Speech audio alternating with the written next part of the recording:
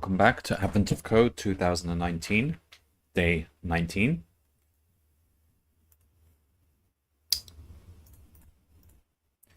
We are 2/3 of the way through. We're into possibly the harder problems. 19 is probably an int code because this one was not, so...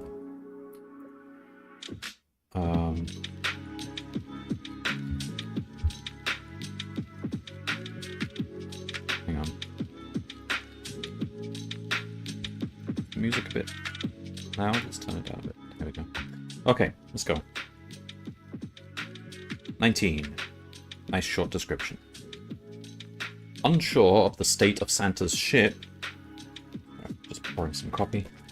You borrowed the tractor beam technology from Triton. Time to test it out. When you're safely away from anything else, you activate the tractor beam, but nothing happens. It's hard to tell whether it's working or if there's nothing to use it on. Fortunately, your ship's drone system can be configured to deploy a drone to specific coordinates and then check whether it's being pulled. There's even an intercode program, your input, that gives you access to the drone system. The program uses two input instructions to request the X and Y position to which the drone should be deployed. Negative numbers are invalid and will confuse the drone. All numbers should be 0 or positive. Then, the program will output whether the drone is stationary or being pulled by something. For example, the coordinate x00 is directly in front of the tractor beam emitter, so the drone control program will always report 1 at that location.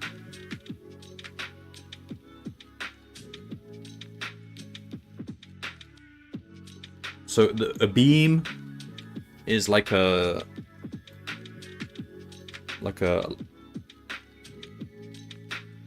cylindrical, I don't know. Wait, this is in 2D space, right? Yeah. Also, it's a beam. It's a cone. It is important to get a good picture of the beam itself. For example, suppose you scan the 10x10 grid of points closest to the emitter. In this example, the number of points affected by the tractor beam in the 10x10 area closest to the emitter is 27. Hello, DJ. However, you'll need to scan a larger area to understand the shape of the beam. How many points are affected by the tractor beam in the 50x50 area closest to the emitter? So, we don't know where the emitter is, do we? Everything's in the positive quadrant. Oh. No, the emitter is at 0, 0. Or at least...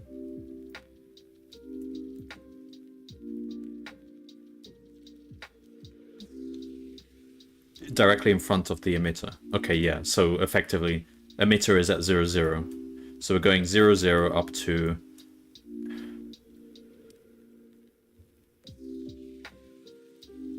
9, 9. Fine. So here we would go 0, 0 up to 49, 49 essentially. Okay, I didn't look at this last statement here. That clears it up. Okay. So it's like 2,500 different cells. Do we want to make 2,500 calls to the int code problem? Probably not, but I don't know. Maybe maybe that's all you do. Because it's going to be like a convex shape. Well, not technically, but convex-ish. So, in theory, you wouldn't need to check every cell. If you know...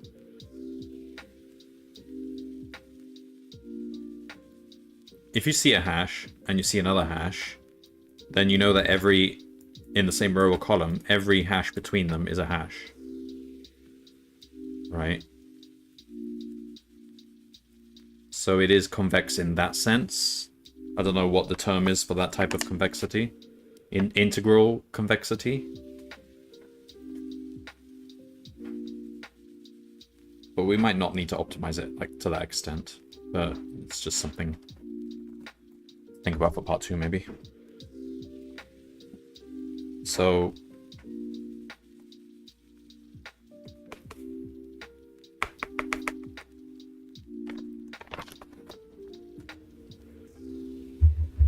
we just call the encode problem, right? We'll try that first. It might be too slow. In which case we'll need to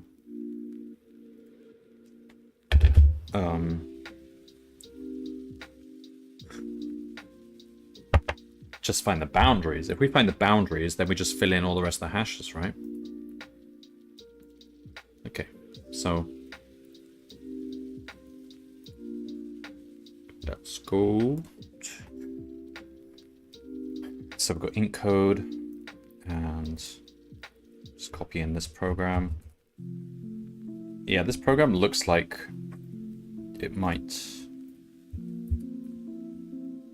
take a while to run. Okay, so 17 was the last encode, so I guess we want this as always.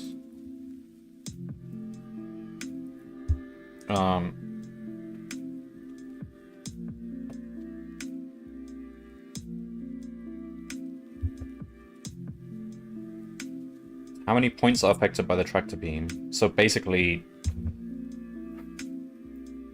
Okay, so...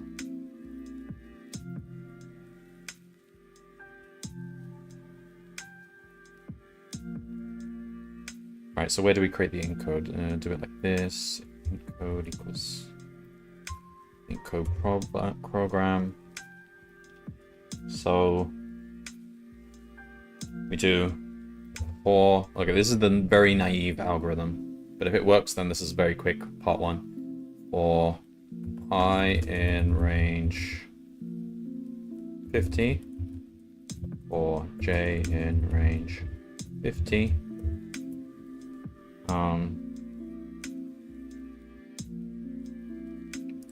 We do encode dot put input. So how do we put the inputs? X and Y. X being the J value. J.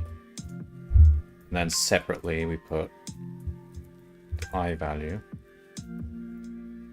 which is the Y. And then what we get back is a 1 if it's a hash, 0 if it's stationary. So what we're trying to count is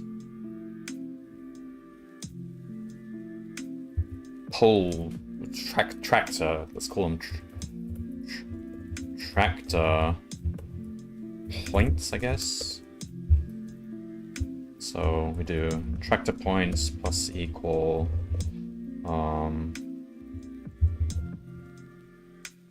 output, so that'll be a 0 or 1. So we just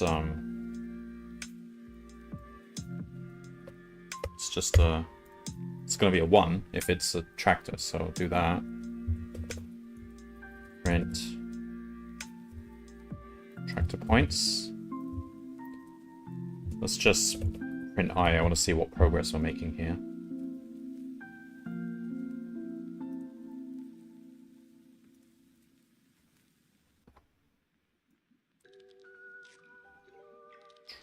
Plus equal none type.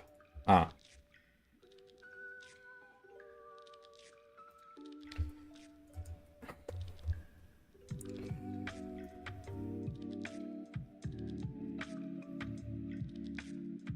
Okay, fine. Status equals... or, I don't know, cell? I can't think of a good name for that. Cell equals... I wish I originally came up with a better way to handle these nuns, but I guess... it's fine. Alright. If cell is none break, so... Wait, why would we ever get none? No, so there's a problem.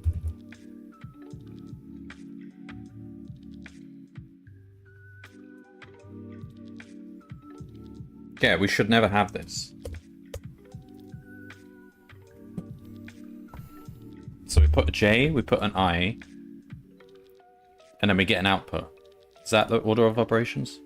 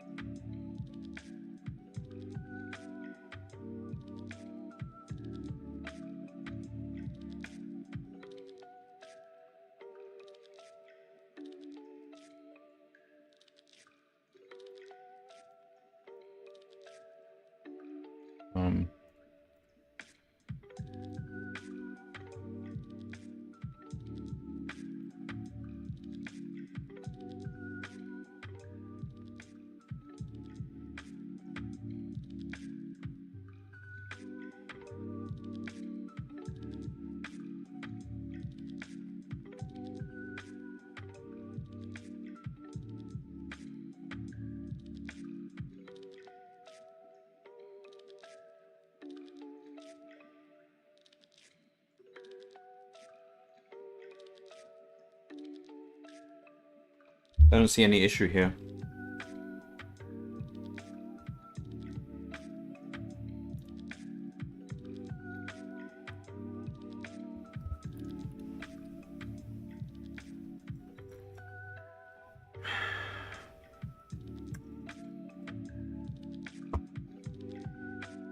So the most basic case is we are doing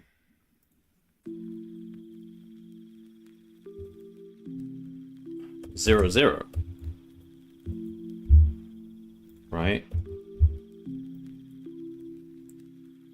0, 0. Okay, we got something. 0, 1.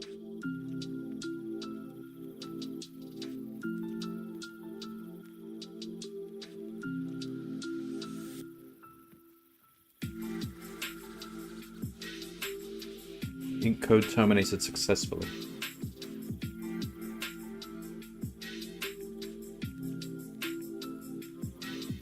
What?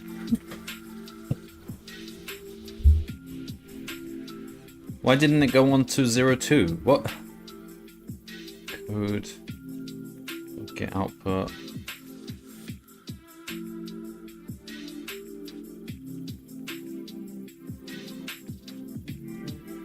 So if it's faulty, it would return none. But we would just go on to the next.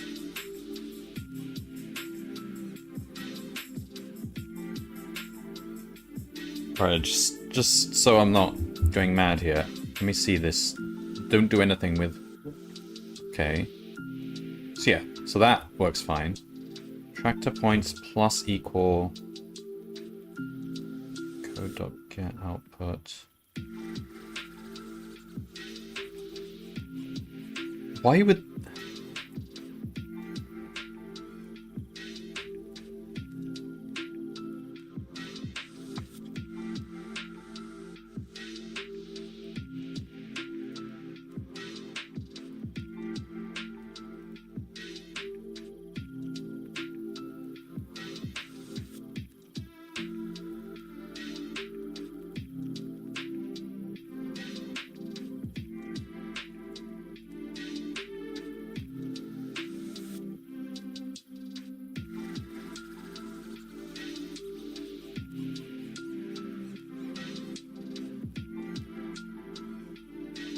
Or maybe you only use the program once? Oh.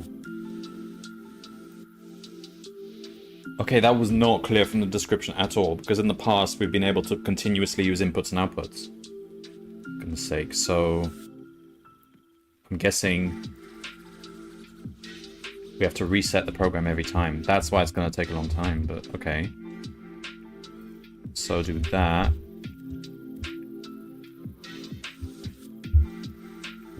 Let's test that. So do it like that then. 203. Fine, that didn't actually take long. Should just be right then, because, I mean, we're just running the program as a black box. Correct? Okay, that was actually, I mean, apart from the fact that I ran into trouble, that was basically the easiest part one ever, because you just call the program and take its output. You can't break it down any further than that. Okay.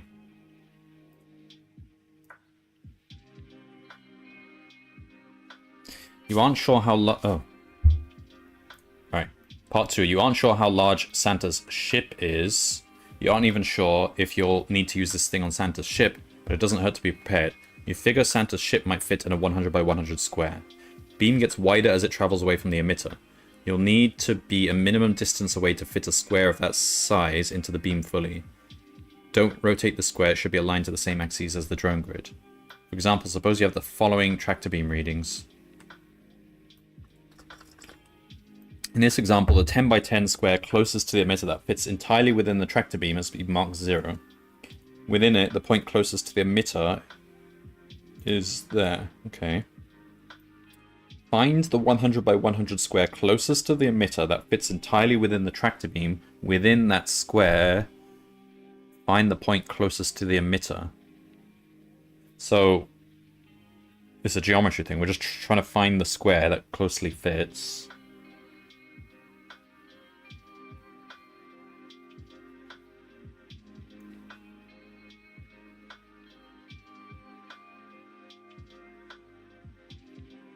Okay. And then from that point on, it was just do that. Okay. So would we not start? It's 100 by 100. So like start with the square being here, and we evaluate it, and then work out.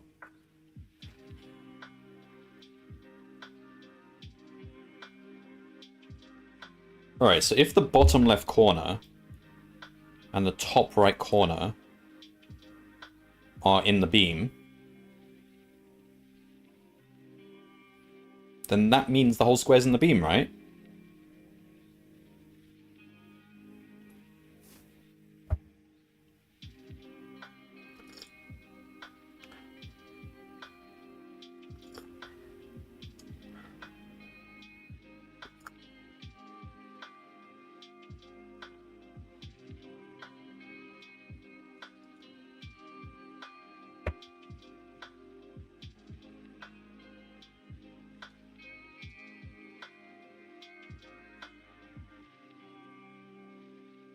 So to try a square, we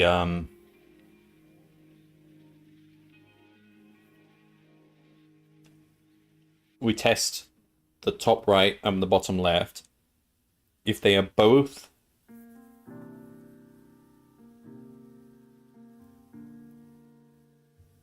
hashes, and the top left, of course, is a hash as well,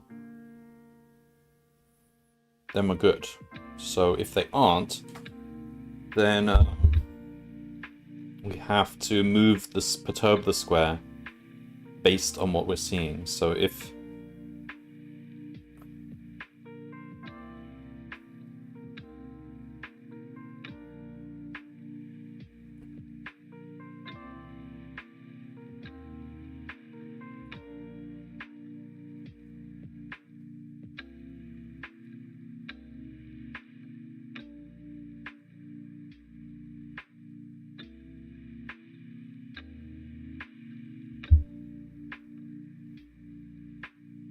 we don't actually know what the angle is that it comes out at, so we can't make any assumptions.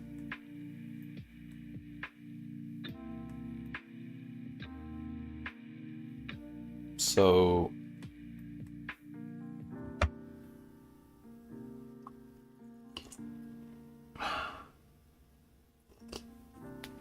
I reckon we start with the square just right at the start. So 100 by 100 square just sitting right here. We evaluate its top left, its top right, its bottom left. And if it's like top left is hash, then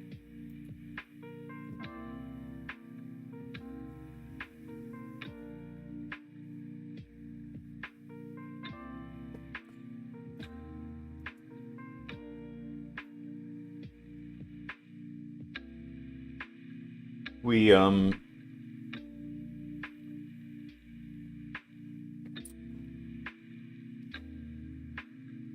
okay, we're sort of doing a breadth first search. Well, not really a breadth first search. A search where we either move right, down, or down right, depending on what we see. Okay.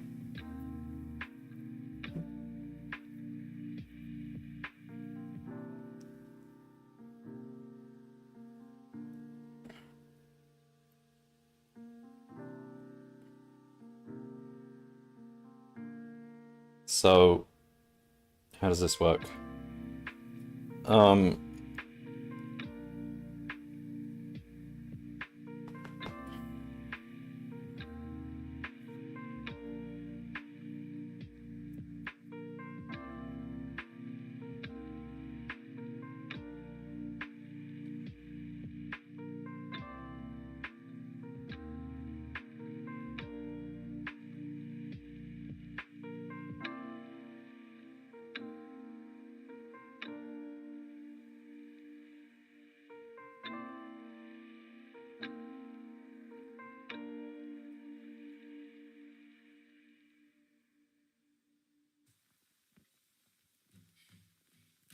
I mean, wouldn't it be easier just to start from a square that does fit and then push it up and left? Maybe that's the better way. So when would that happen?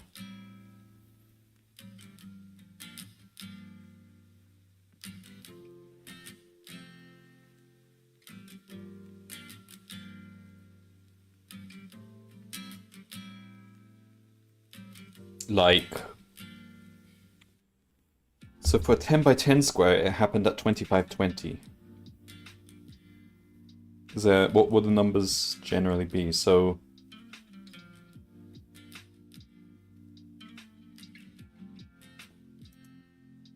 let's just try some stuff then. So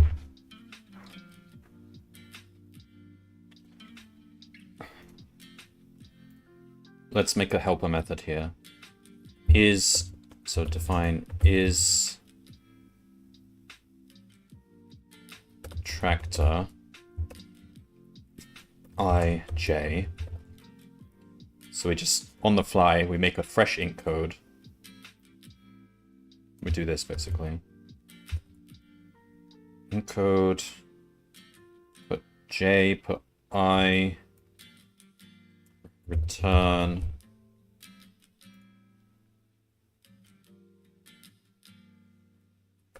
bool of that, basically.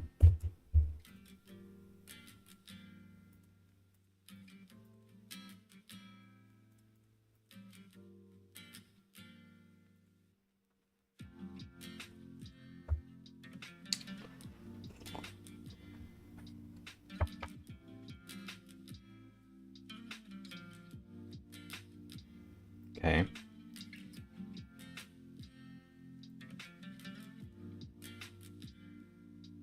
So if we put this one up here, then it's just tractor points plus equal int is tractor ij.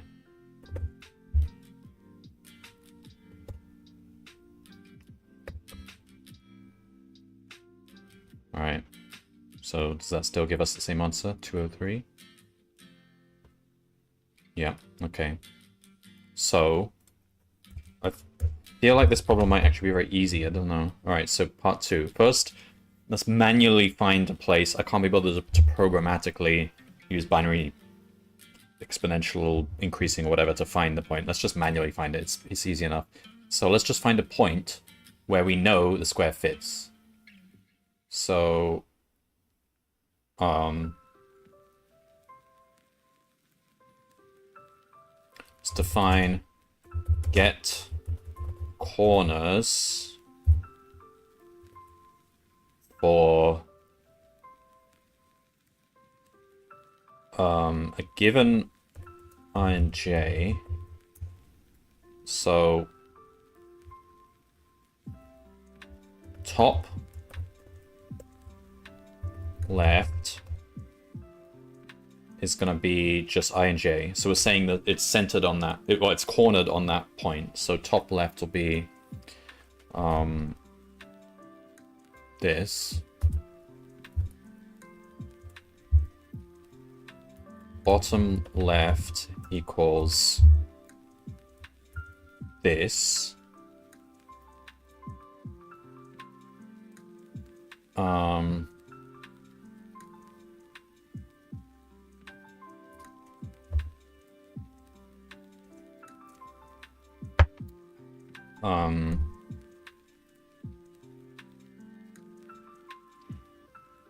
Plus, so square size equals 100.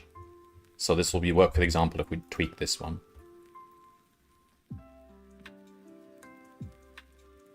Okay.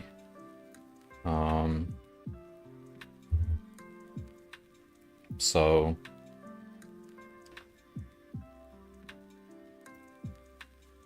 top left, bottom left will be I plus 100. No, plus square size. Just be completely explicit here. Square width j, and this, and then we'll do top right equals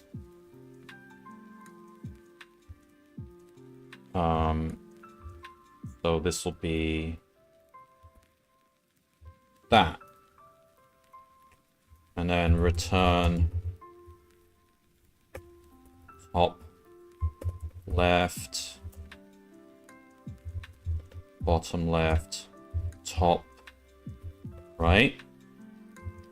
So actually we can just do this for I in and get arbitrary bit. just try each x, I and j until we find one. I don't know how long this will run. So for I in count, for j in count, we need itertools.count. If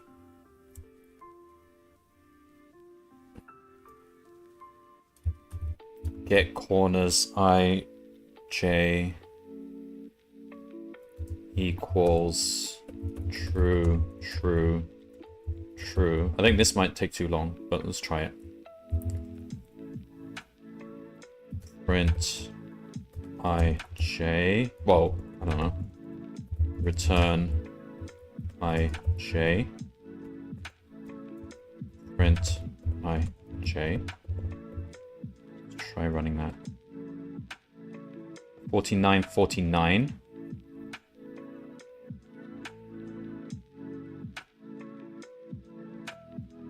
So it's saying a square fits in 4949.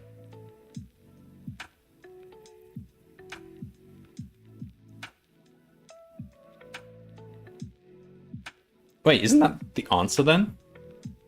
Because there couldn't possibly be a square at an earlier I value, or we would have found it. Oh, wait. Not quite true.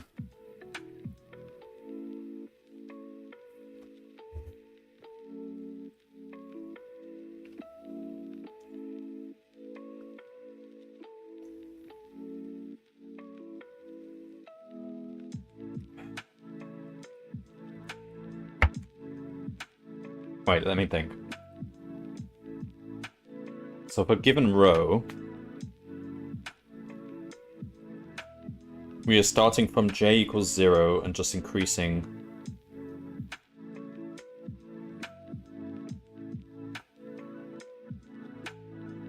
up to that same point. So all we know is there is no square to the left of us that would work, but there could be one above us. So let's do this. We'll say while true. Now that we have a square which fits. Now 49, 49. Does that make sense? Yes, because... Does it?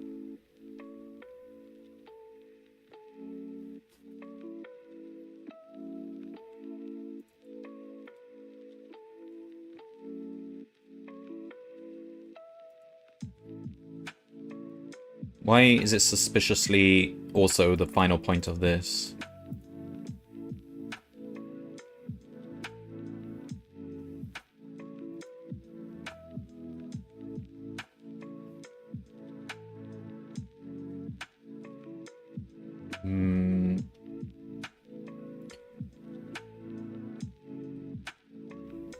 Let me try different, like, I don't know, 50.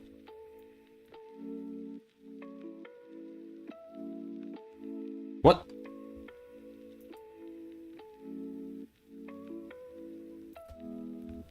Oh, take that out. Okay, print ij. Wait, what? No. Oh, that's why. Because I wasn't printing the result of this. That was stupid. Alright, print... Get arbitrary fit. Okay. I was just printing what I and j were left over from this for loop before. Alright, now try running it. It's probably going to take forever now.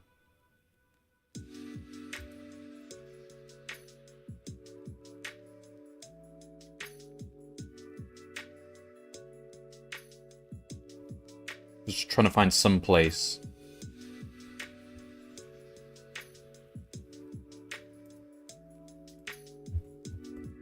What I value did we get up to?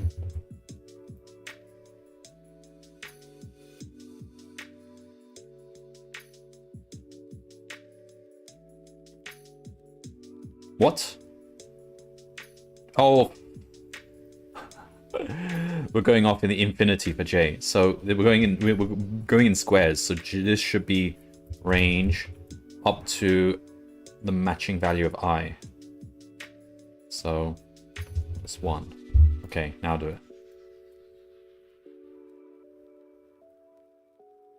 So it shouldn't actually take that long until we find one.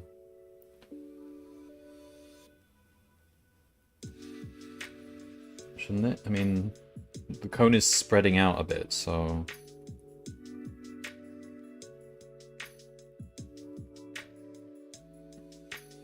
We can actually...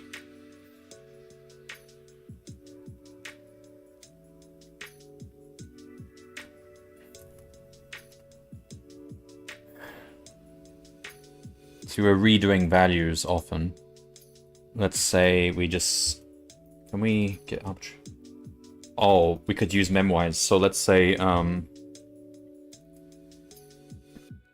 get corners. So basically we say define square fits. We'll give an I and j.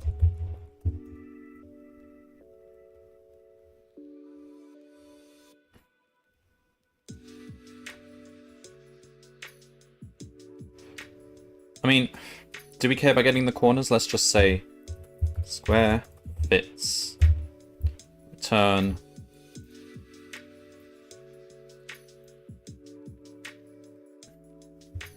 say if not top left return false. That cuts out having to do another if not bottom left. Or should we just... Come on, let's just make this a bit cleaner. If not is tractor return false.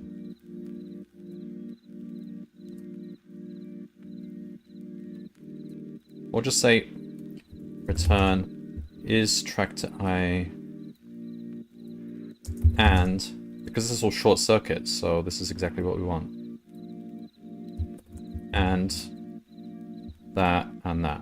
Okay, that's it. Just do that. Because it will, once it gets a false, it won't do the remaining ones. So, and we can memwise. Memwise? Is that the right one? How'd you do it?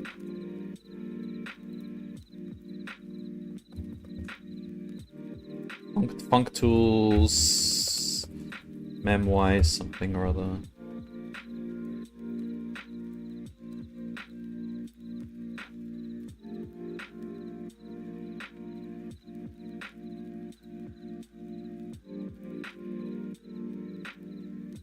Functools cache.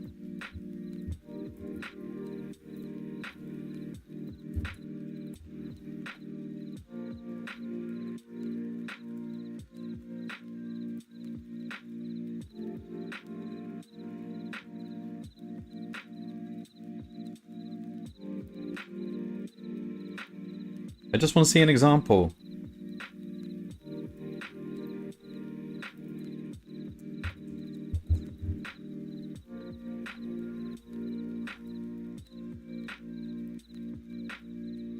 Got it. Alright, we're using this. Like that. Now we need to import... Or, no. That.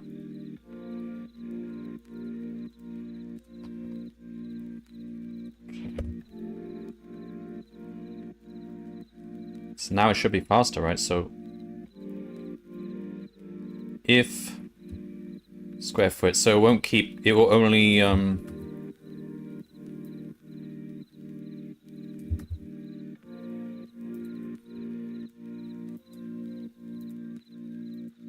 let's try now.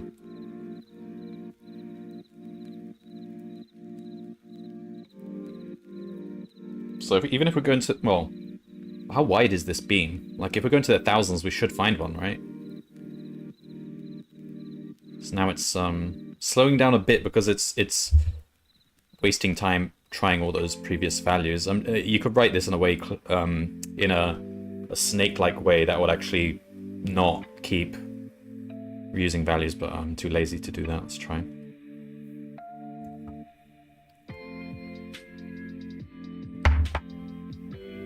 So we should find one before we even get to like 1,000, shouldn't we? I mean, it's... I don't know what this beam looks like.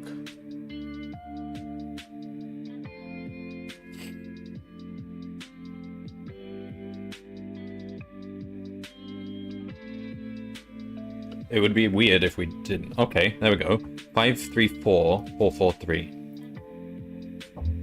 Then what?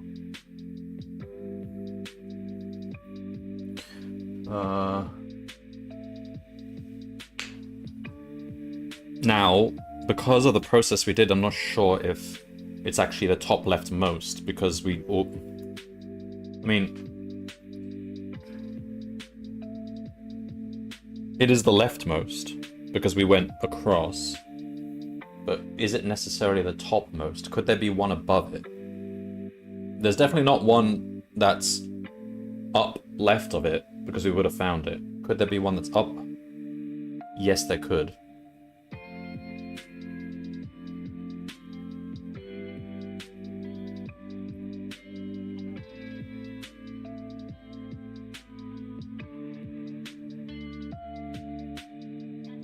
Alright, so let's just do this cleanup thing. We say while true. If... So, okay, so we got ij equals get arbitrary fit.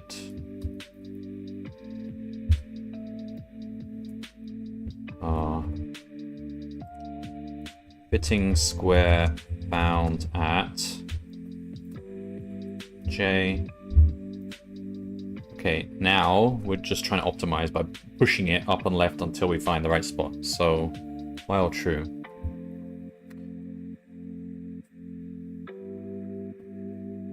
we just keep...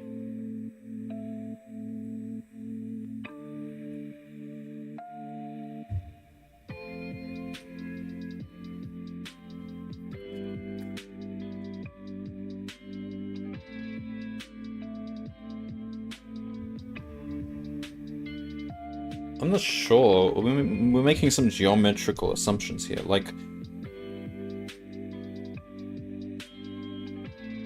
there's not necessarily a neighboring square that fits. It could be that there's an earlier square which fits.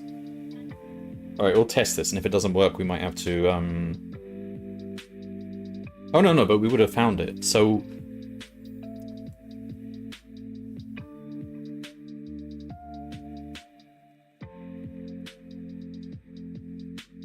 what am I trying to do here, then?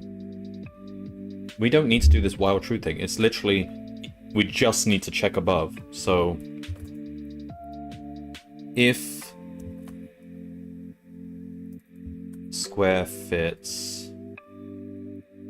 for I minus 1 j, then we just do I minus equal 1. Because that's the only place we don't know for sure doesn't fit. And then are we done?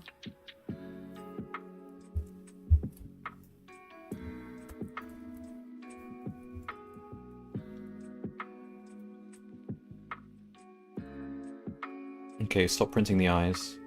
Or, I don't know.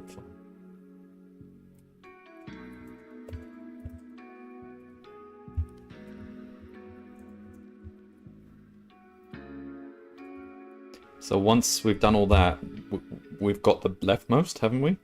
So then what? Just print... let's have a look. So they wanted us to do... 10,000 J, so it'd be 10,000 times J plus Y, but plus I.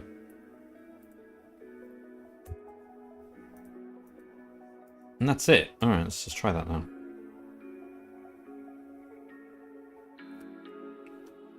So where did we find it? Around 600 or something. Okay. So it's a bit hacky. I don't think it's possible for there to be a... unless I've made something really wrong about this assumption, but I think it's sort of integrally convex, in which case, as long as you increase this square outwards, the first time you find a fitting square, you only have to check left or up, or left up. And because of the way we did this process, we already covered the left and the left up, so you just have to check one space up, and then you're done. Like, otherwise you would have found... ooh, wait.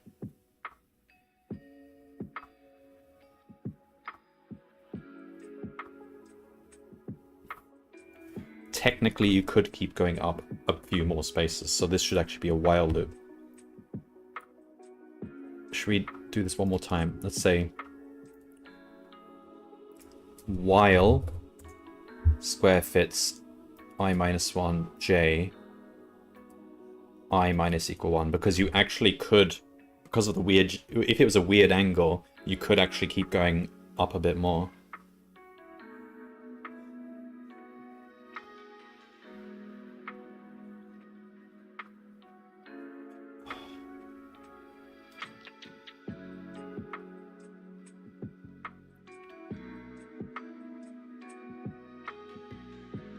You know what, I'm just going to write this completely explicitly. I don't know, I can't make any assumptions here. Let's say, while true.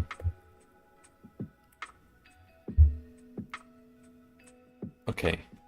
We check up, we check left, we check up left. I don't want to rule out anything, so let's check up left. If square fits I minus 1, j minus 1,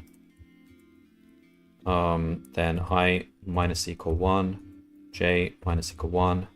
Continue.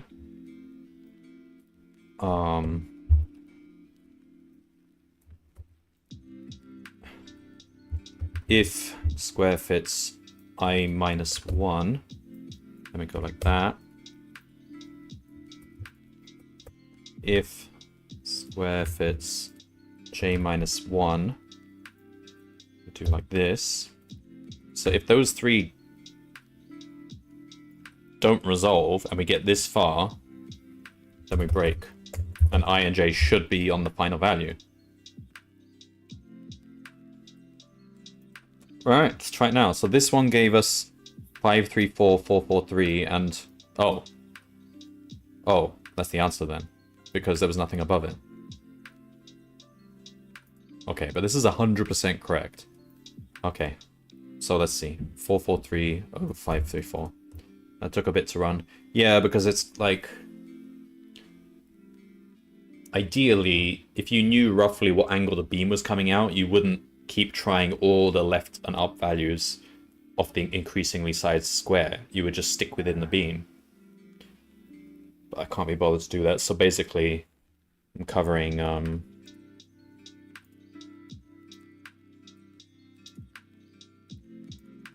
covering all these spaces out here, which you don't need to try. You just need to stick within the beam, because you see where the beam is as you're going along. So yeah, it's a bit wasteful. You could even use binary search to cut out some work here.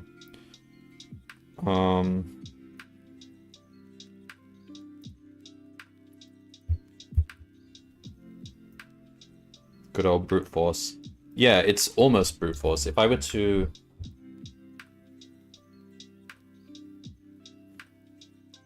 Well, it is. It is the most brute forcing method. Like, what would be even less optimized than that? Because you can't just go infinitely to the right, clearly, because you'll never end. So the most brute forcing thing you could do, which would technically terminate, would be just to increase squares off searches, and then just... Oh, the true brute force would be not to use cache. We're using cache here. So recompute the values you tried before over and over again. Alright, let's try that. It's not correct. It's too low? How could it be too low?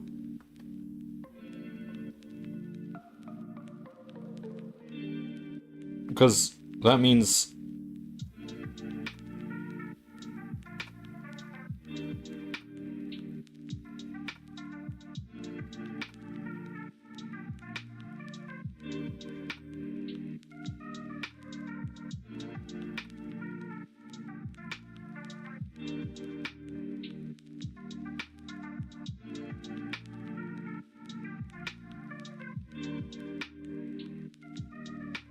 What does that mean?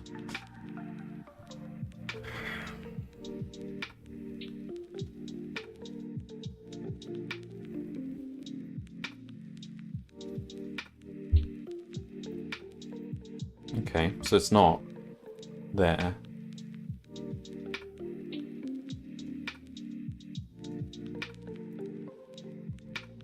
So should we test this method on the example? But I have a feeling it will just work on the example, but not on the big one, because something about the weird shape of the beam.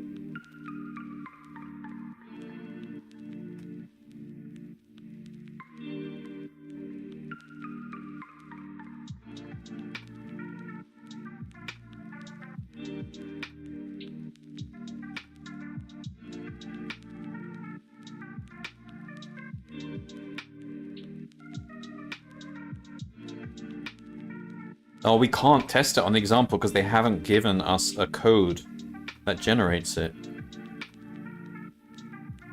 So all we know is that...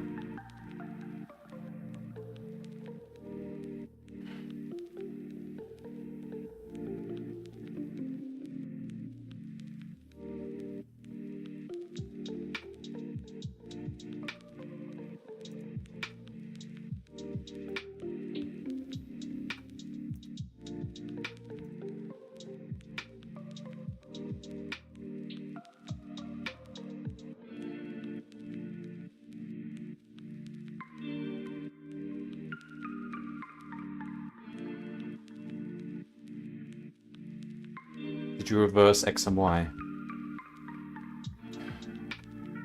At what point? So we're using rows, I to be rows and J's to be columns. So this stuff, it doesn't matter as long as these I's match these I's and these J's. So the only point at which it would matter would be at the end when we output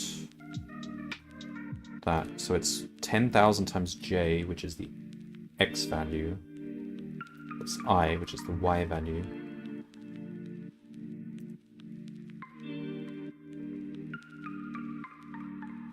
When we're the other place where it would matter would be when we're calling the program.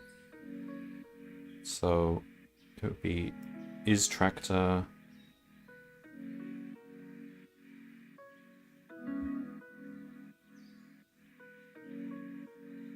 actually we should cache isTractor,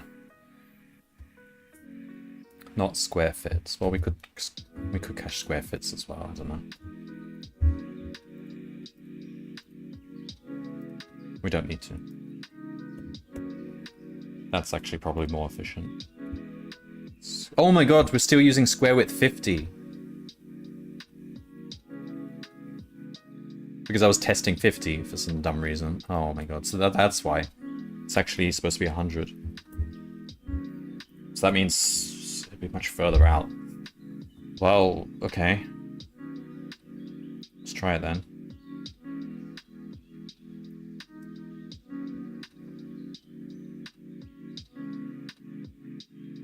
It's gonna be take much longer now. Because we doubled the width. Is it realistic? So, for 50, we found it at about 500. So it was like 10 times. So if that pattern, if that pattern continues, because it's sort of like the beam is linearly spreading out, so then for 100, we should expect around 1,000, maybe. So at the rate that we're going, it might be okay, but it's as it spreads out, it takes longer and longer to calculate. But so we should be using exponentiation to skip outwards, but to find a point that fits. I can even do it by hand. I can literally just try 2,000 but 2,000. And it will probably fit. And then from that point we just go left and up and down.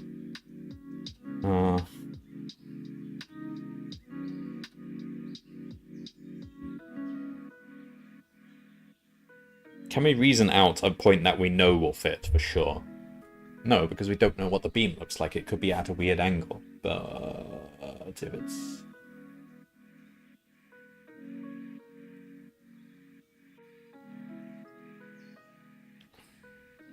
I will just let this run.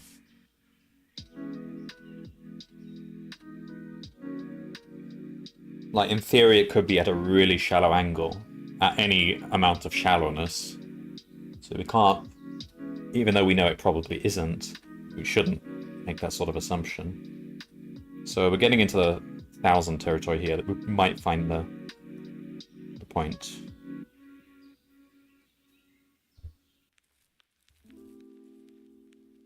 But we're caching the values of the int code so that it only ever needs to be run once on each value.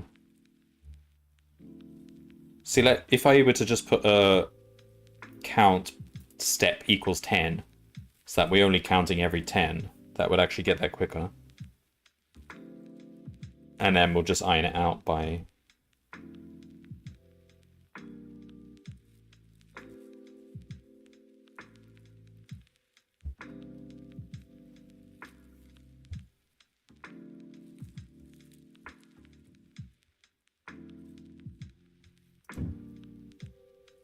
Step equals 10.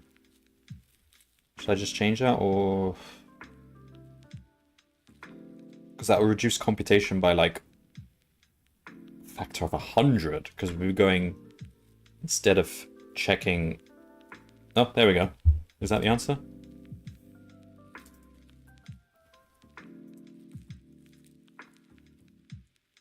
I mean, I feel like once we found a value, it should just be correct, because if it wasn't correct, it's too high now? My god. Alright, fine. So then that means...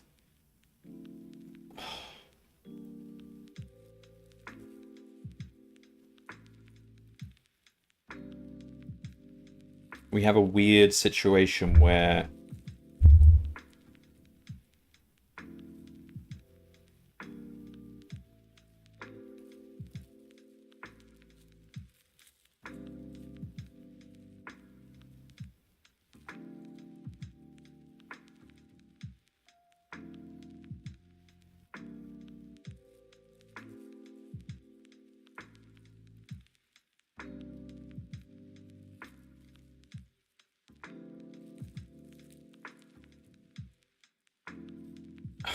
Alright, I think this assumption here is incorrect. Because the beam could be at a weird angle, you don't need to... you can't just try I-1, J-1.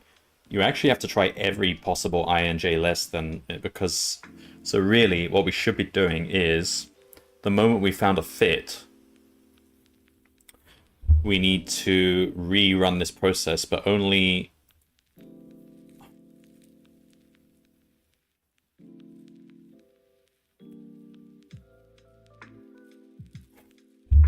Alright, first, before we do anything else, let's try and...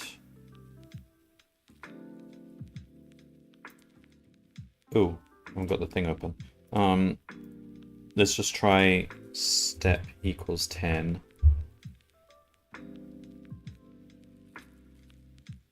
And here we try... okay, just try like that for now.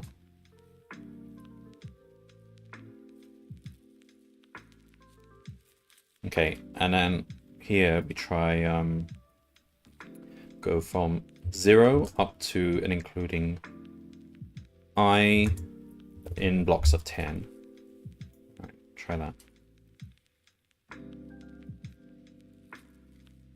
8861068.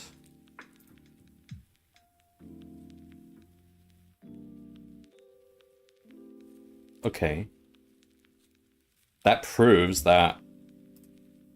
so we just found a bigger number now. So we found a square which fits. Now...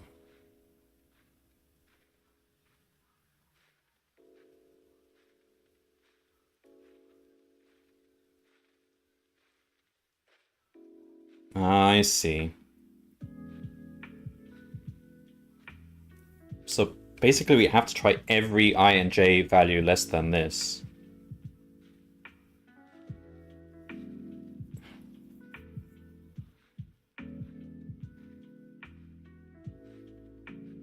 Wait, what exactly are we minimizing here? I think I've not paid attention to that. It's not necessarily...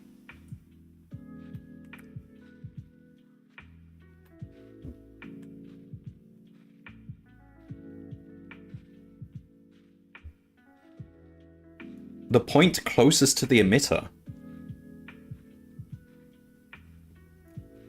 Oh.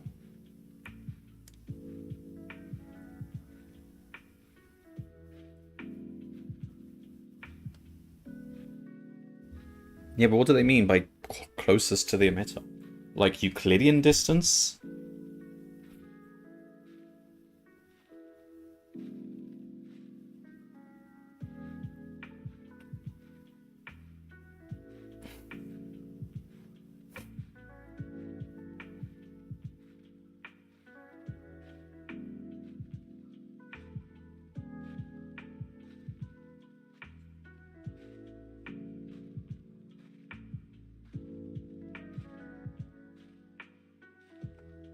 Probably the corner that doesn't touch the beam edges.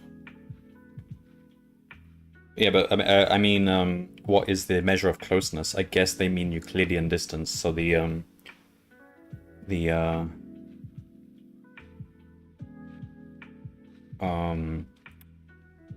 hypotenuse, square root of a squared plus b squared or whatever. I'm not actually calculating that. I'm just sort of... what was I basing it on? I wasn't actually basing it on anything sensible at all. I was just saying, okay, if I find a square up left or up left, then I switch to that one. But that's not enough. We need to actually find the square which minimizes the hypotenuse distance. Okay, so I think what we really need to do now is, so we found a fit, and from that point, so basically, if we were to find a point which fits, we would need to try all points on a radius in a circular arc. Hang on, I need to be showing the screen. So if we found this point here, that fits. The only way we can convince ourselves that there's nothing closer is to go in a radial pattern, like this, like forming a circle.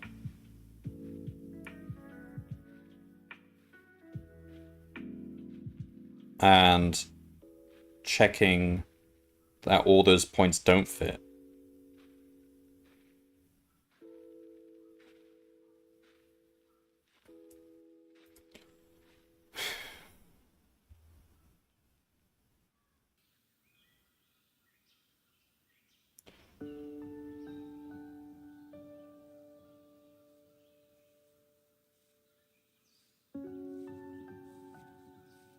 Alright, this is harder than I realized. Okay. I mean, we haven't wasted time. We have a method now which gets an arbitrary starting point. We just need to beat that point. So now that we have that point,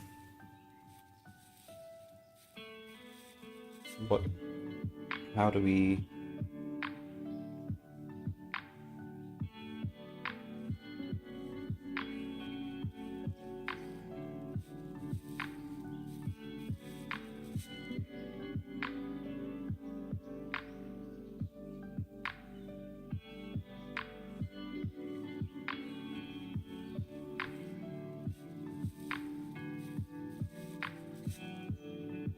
So, could we find the two corners that touch the edge of the beam and just add, subtract from ij to get the closest point? Well, we won't necessarily have two corners that are touching the edge of the beam simultaneously.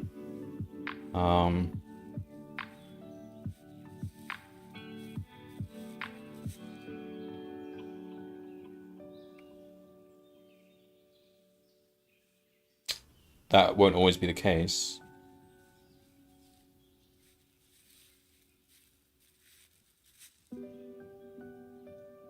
Yeah, the example is very simplified. This example really doesn't really illustrate what it might look like. I think we might have a really wonky angle for this beam.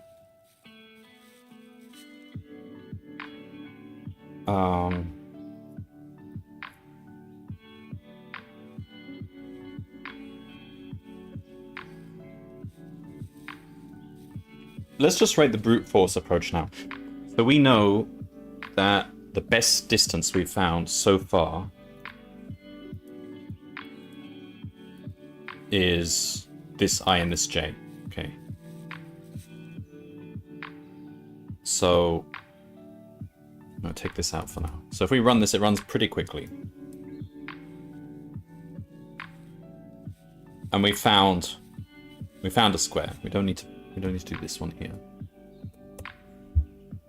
And we've pushed it up and left a bit until it's kind of it's wedged in. It can't be moved left one space, up one space, or up left. But it could be moved, I don't know, like a knight's move, for example. We don't know that. It could be moved 1 up and 3 to the left. We don't know that. All we know is we've wedged it in quite well. So, oh, right, okay. So we found an arbitrary fit. So now just do brute force and let's see how fast it runs. We just want to basically try every x and y value for which the radius is, for which the distance is less than or equal to. Okay, so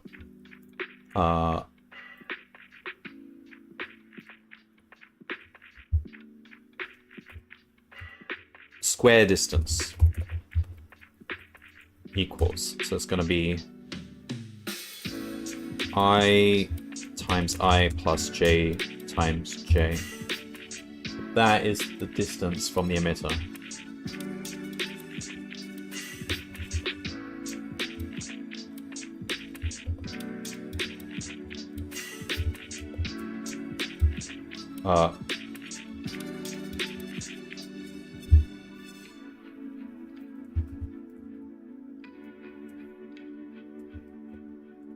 Damn it, stop.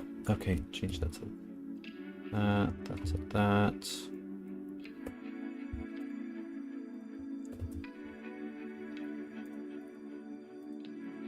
For goodness sake, why does the IDE keep adding stuff? There, okay.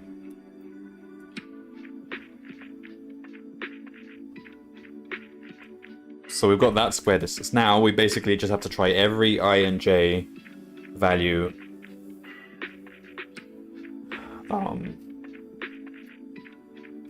So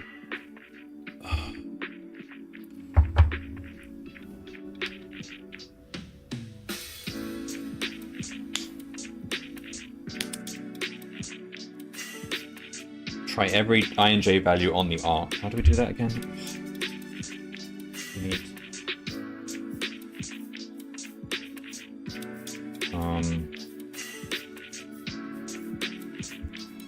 so we're saying while true. So we're gonna try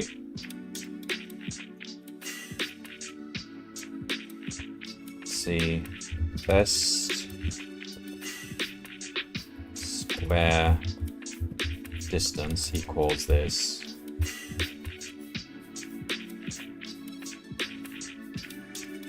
Or just say this for now.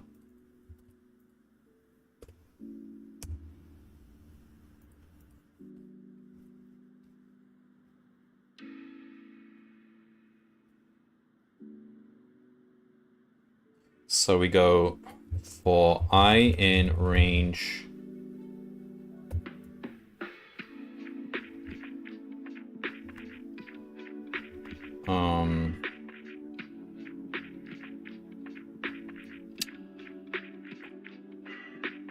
so it's going to be up to and including math dot square root of best square distance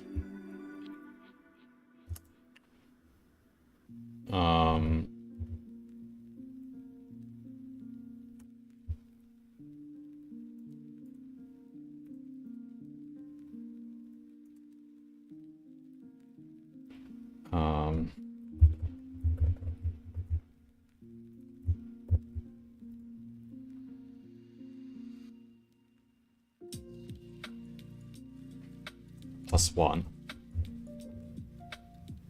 So that's the absolute maximum value of I we can allow, because anything bigger than that, it's guaranteed to have a further square distance.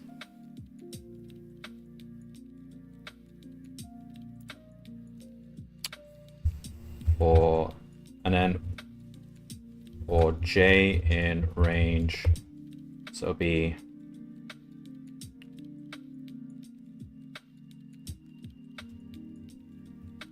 so remainder equals best square distance minus I times I. So that's what's left for j to use. So then we have to go for j in range, so it'll be that remainder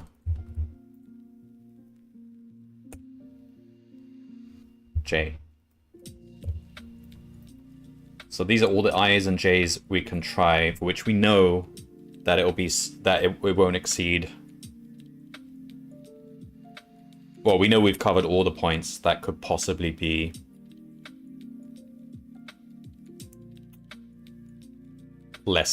strictly less than or equal to this square distance, or less than. So for each of these I, j values, if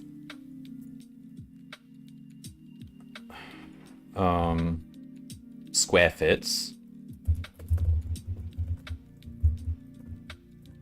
for this I and j. Also, we need new letters because we're overriding. We need to keep I and j. So let's say for A and B,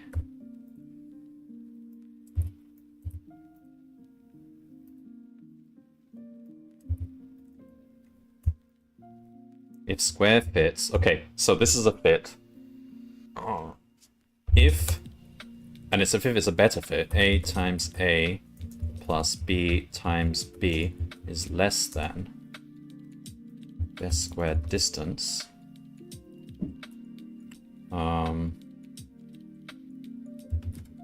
We've now found a new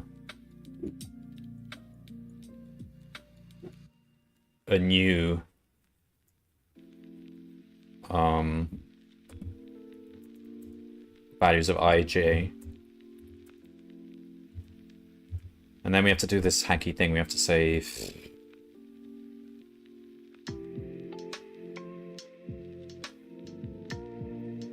we could make this a method and say define get better fit I, j. Okay, so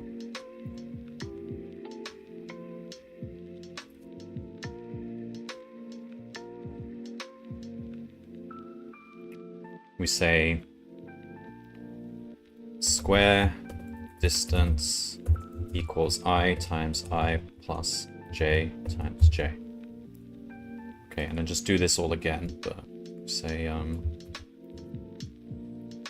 A and range method, so just use that. Remainder equals that, minus A times A for B and range. Square.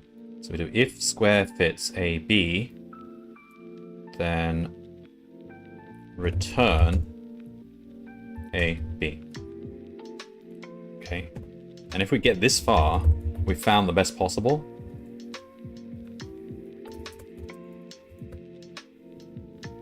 Okay. Now,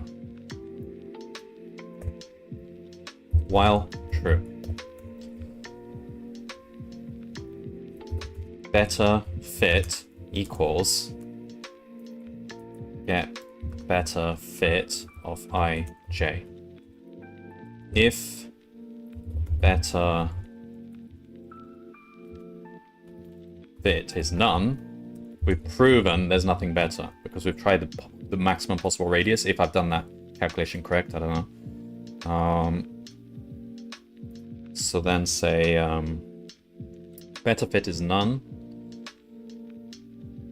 then break, and then we've actually got the answer.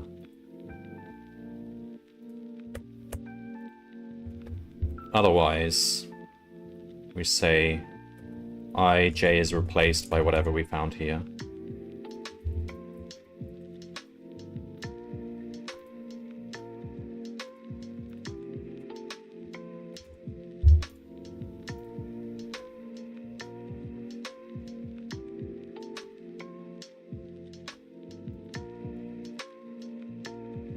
Okay, so we found a fit. So fitting square found out with square dist. Let's just have a sense for how fast this is decreasing. Okay, and then we do this, and if we... Let's do that. And fitting square found at ij with square distance I. Okay, let's see if it decreases. That's along the right tracks if it is. Okay, so we find a fit, and now we run the circle algorithm and just check. It's gonna take forever though. Well, it shouldn't, because it's trying the square root of...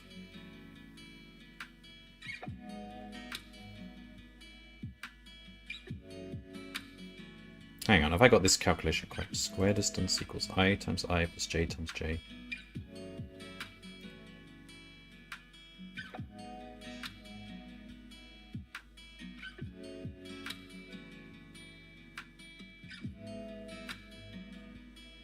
So instead of the square now going up to IJ, it's now curving it round into a quarter circle.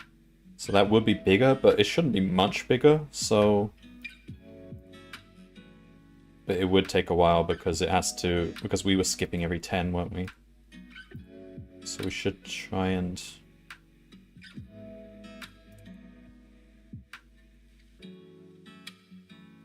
Put some metrics here, say...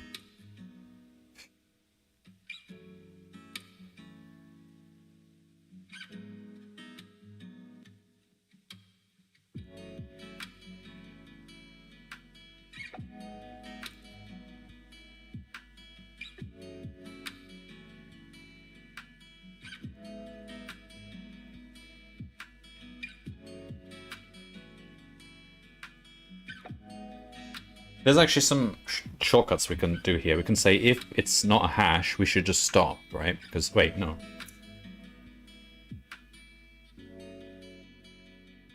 No.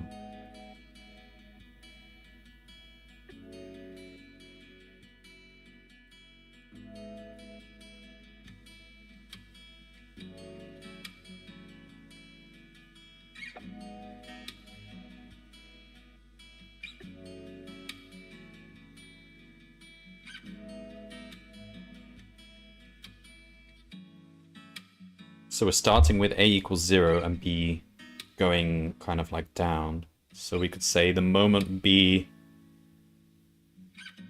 hits a non-hash, we should just stop, break out of this one. If not,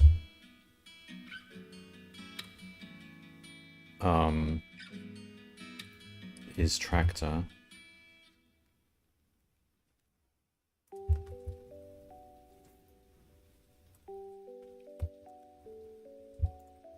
Just break out of that.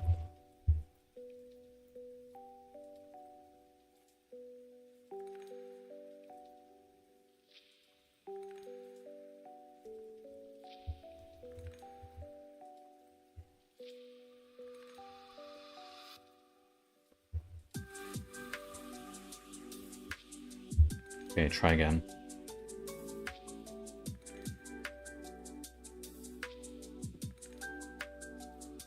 Math domain error, what?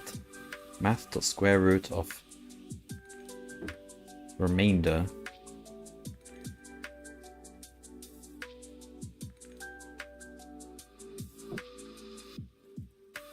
Math domain error. Math.ceil of maths.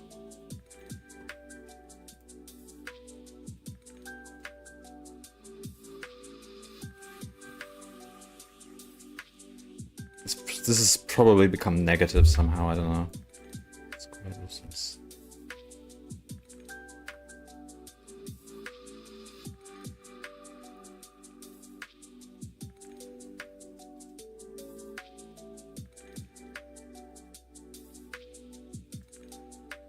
Oh, because of this weird rounding. Okay, just say max of that and 0. I thought this would still work because this will just be... Okay, just try.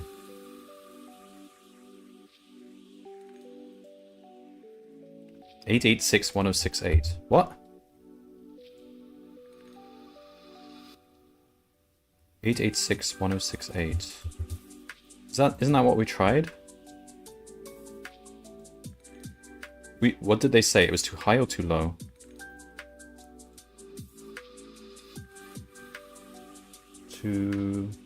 They said it was too high, so we've found this.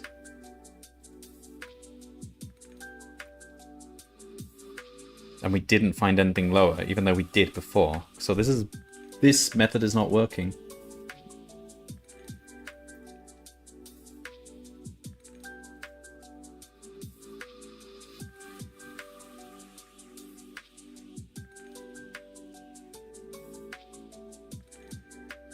Oh! Maybe this has a better square distance than the one we found before. Oh, of course. 886. Okay, Let's try this answer then.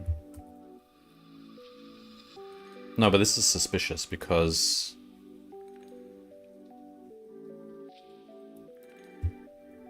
Okay, anyway.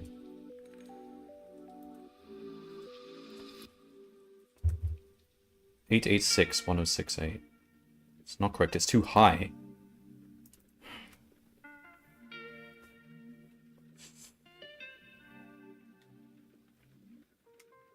Closest to the emitter. So they do mean Euclidean distance, don't they?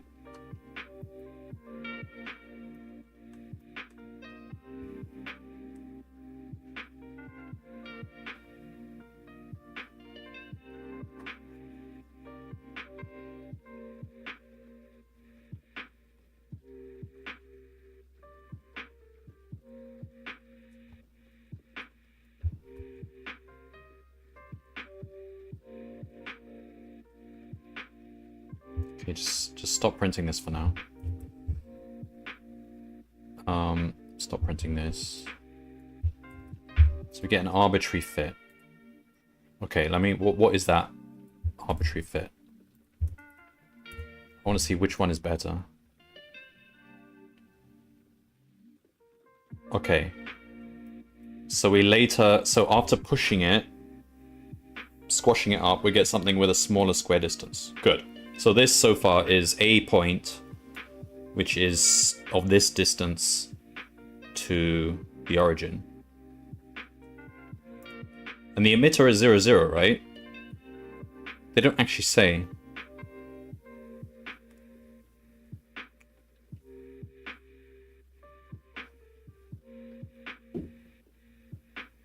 They say in front. I guess.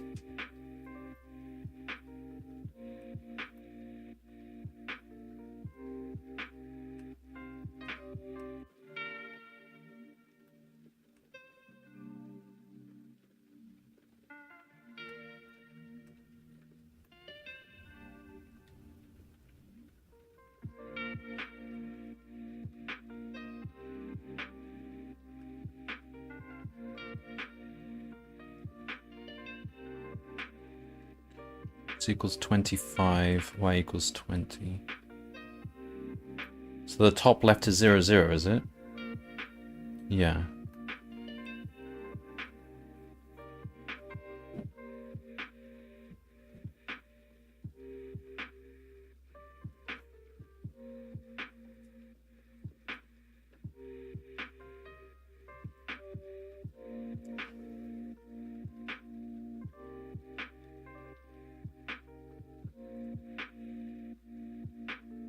Also, I think we made a mistake. We're not allowed to do this one here. Let's take that out. This will actually make it run slower, but I guess it's supposed to.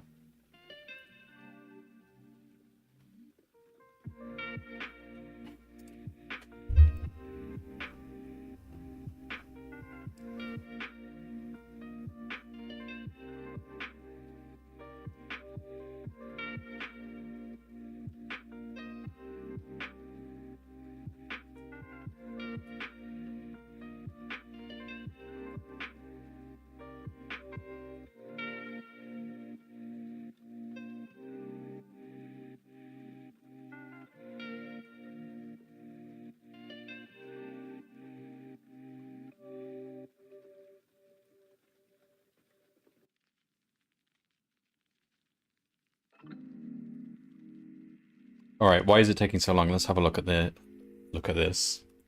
I guess we need to be doing some sort of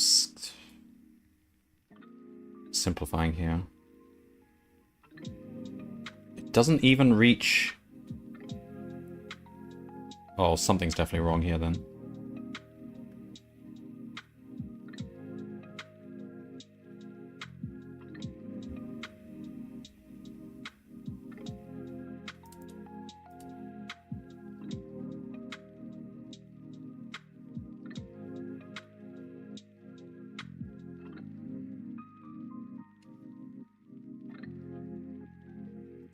Ceil, math.square root of a remainder.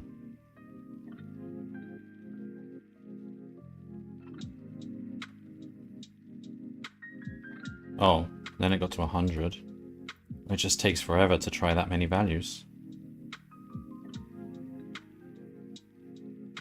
I suppose that is actually to be expected. I can see how you can all speed this all up by having binary searches, or I don't know. I've kind of stuck with the brute forcey approach, and now that's taking me in circles. Unless there's a quick hack I can do to speed it up, maybe we need to think about.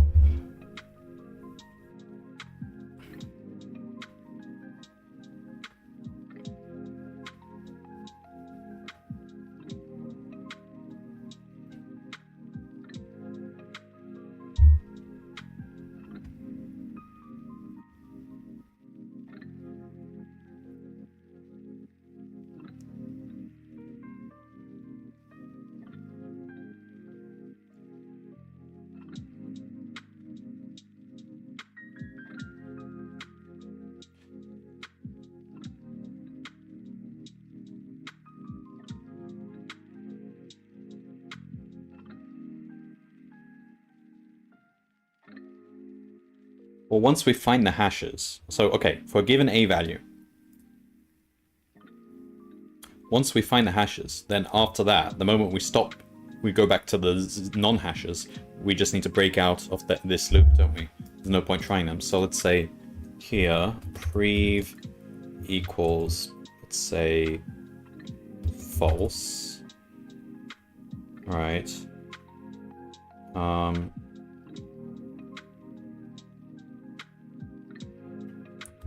We can say prev equals is tractor, whatever this is. So at this point, if we're at a non-tractor and prev was a tractor, then we can break. There's no point trying any more below because it's all going to be non-fits. Alright, let's try that now. So that will reduce the amount of B's we try. We could do the same for A.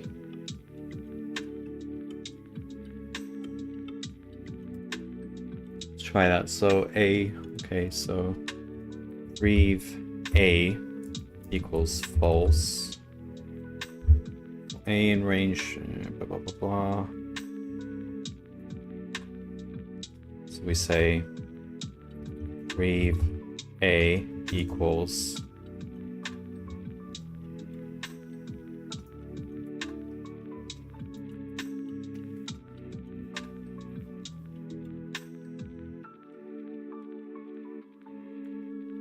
I don't know. Alright, leave that out for now.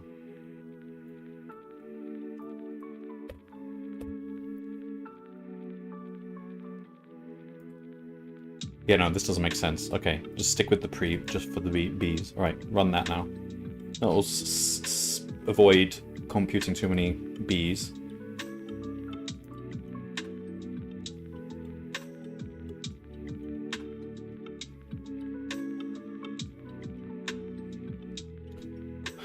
I don't know. Maybe the better way is not to start from an arbitrary fit, but just do like increasing radius until we find the radius for which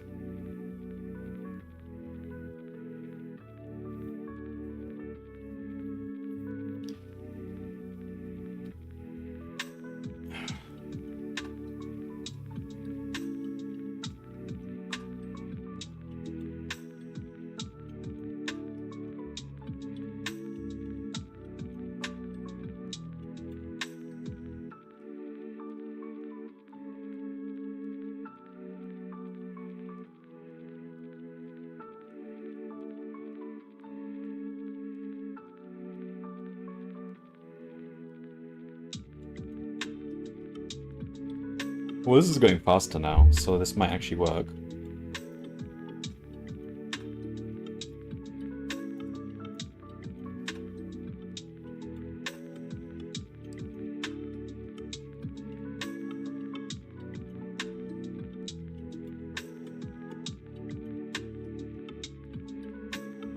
we don't find a better fit, we break out of this. So we should find a better fit. They're saying that what we submitted here was too high, which means there is a better...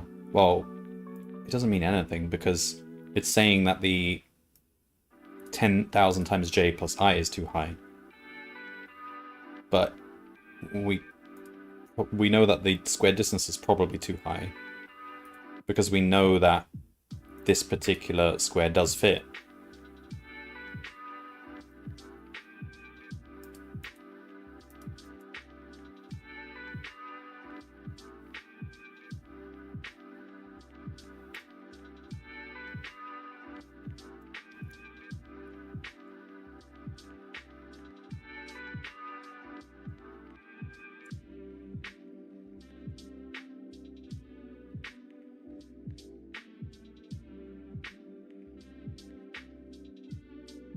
They haven't given us a small test case to play with here, so it's quite hard to do anything here.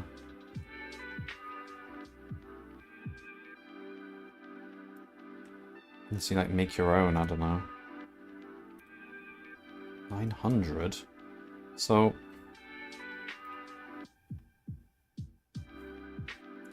that number... square root of that, what is it?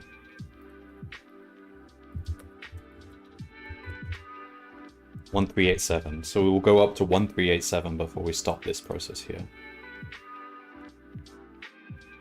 Hopefully we find something. Oh, we're finding better... What the...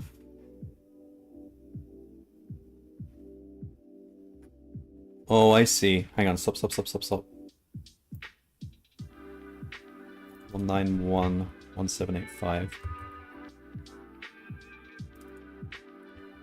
1064883. And that's better than... We haven't checked that we improved. Alright, one.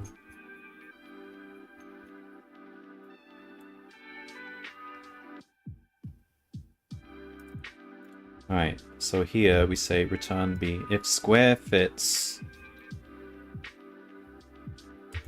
and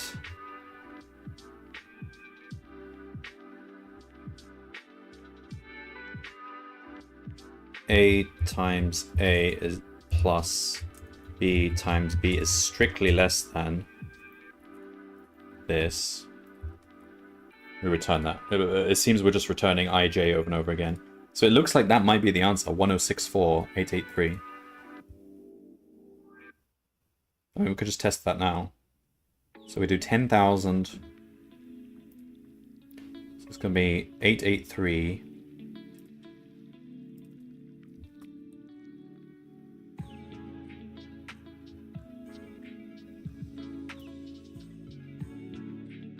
That might be the answer, because we're now not because it's in the loop, it's not finding anything better. And it's cached all the values from before, so it doesn't need to do all the computations again. That's why it goes quick the second and third times. So let's just try it.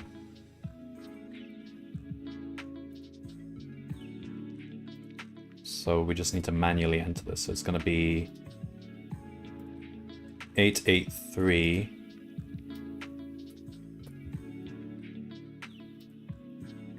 And 1064.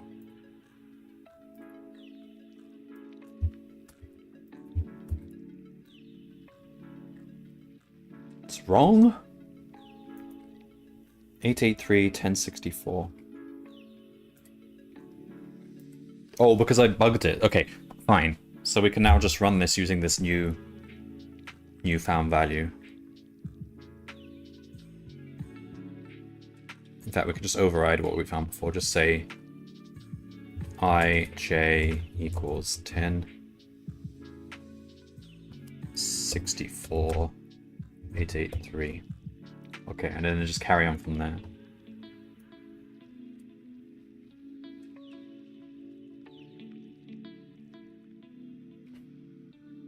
So now it's trying to find a better one than this. And because it's caching all these square fits values,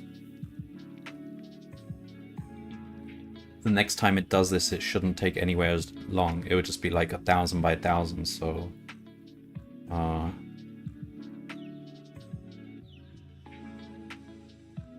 And this is going reasonably quickly as well, so...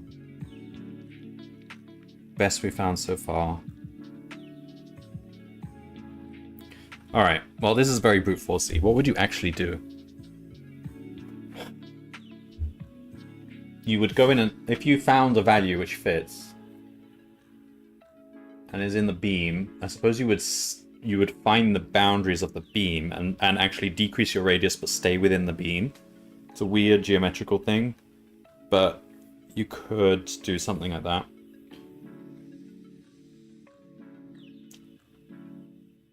Alternatively, you just never leave the beam. You start from 0, 0, and you just stay within the beam, like the... of increasing radius. Oh, you can do a binary search. You can say, okay, for a given value r, radius, we just find all the points which are on the arc, which stays within the beam, but is radius r away. And that's just a linear number of points, right? So you can just sort of binary search, keep going higher and lower until you find the perfect r. Something like that, I don't know. Let's see if this brute force approach works then.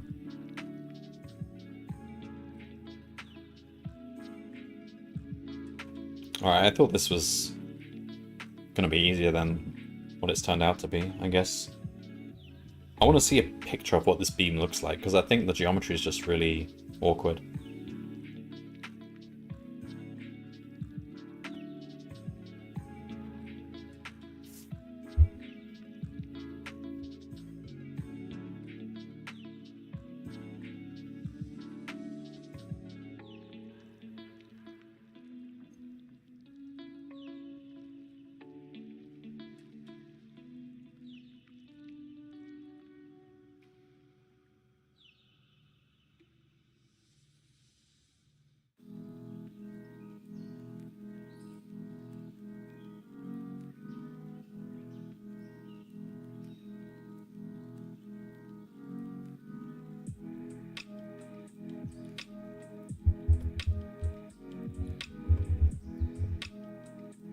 Going up to 1387. Alright.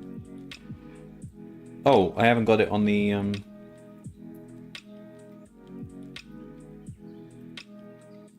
thing. Okay, it's just running. I mean, there was nothing interesting to see there. It'll go up to 1387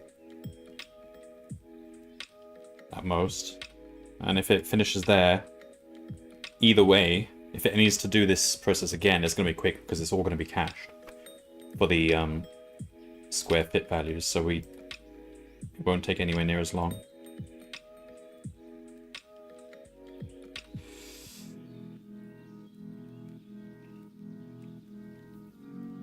Yeah, I don't know what the actual best way to do this is. I would think the what I said about the binary search to find the perfect radius would be actually the sensible approach.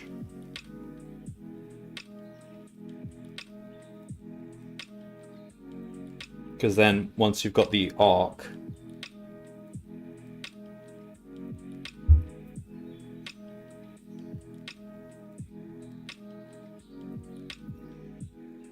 (8861068), 8831064.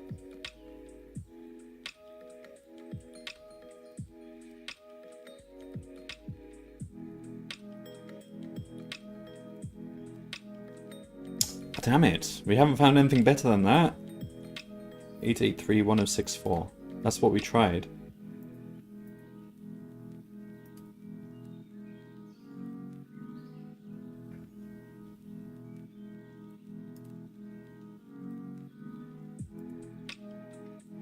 So what have we found so far? We've found that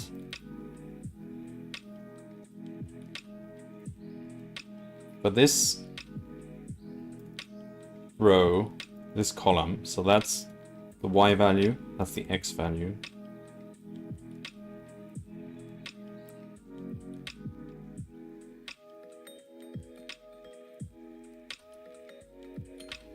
we've confirmed that that square fits.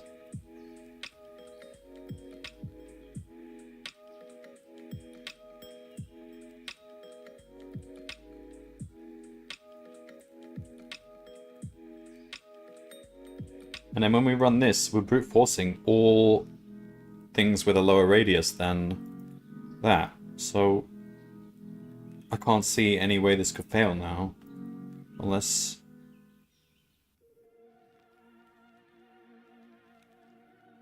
Okay, just comment out this for now.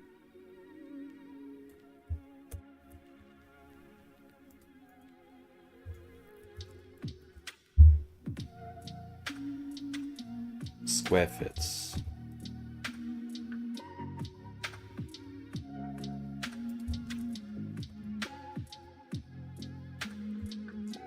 Should be true. If it's false, then we got an issue here. Also, why don't we also memorize this one as well? Can't hurt, right?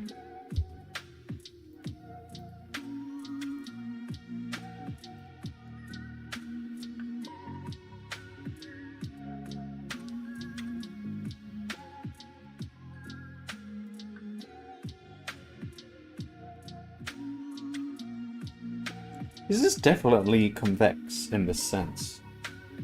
It must be, otherwise it'd be really weird. Yeah. So we only have to check these corners, right? That assumption is what we've been assuming all along.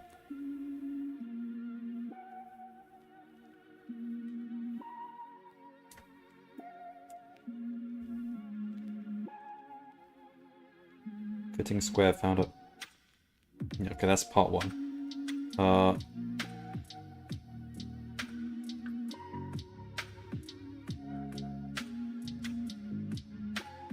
Yeah, so 1064883 fits. We've confirmed that. So what's the problem then? So we're doing square distance equals I times I plus j times j. Okay. For a in range up to the square root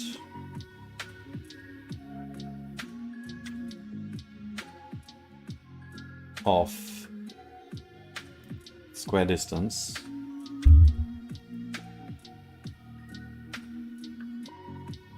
and add one, just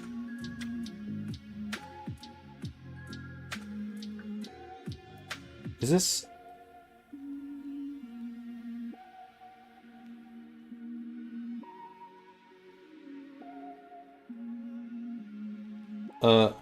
we're doing a range of a float, I don't know. Can we just int of that? Also +2 just in case. I don't know what exactly is the right place. Int of that. +2 just to be extra safe. Alright, try that. I don't know.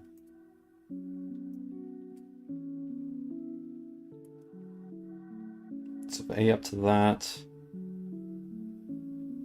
Remainder equals so your square distance minus a times a. And if it's negative for some reason,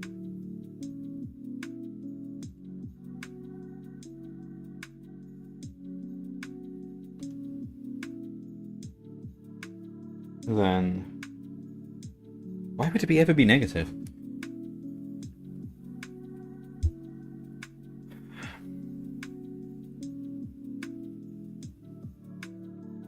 Okay, so then b, taking that remainder, letting b range up to and including that. What about this prev thing? Should we just take this out again?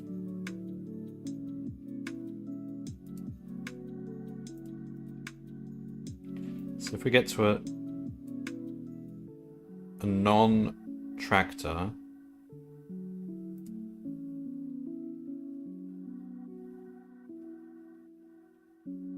and the one to the left was a tractor, then we should stop increasing B because we're outside of the beam. So yeah, Move on to the next A. If square fits A, B,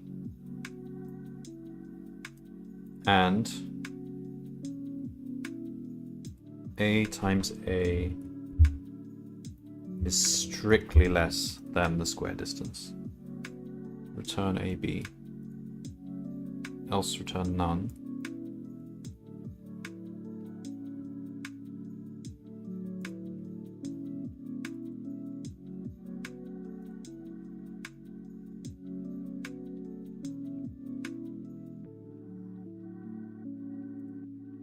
We'll see what's wrong with this.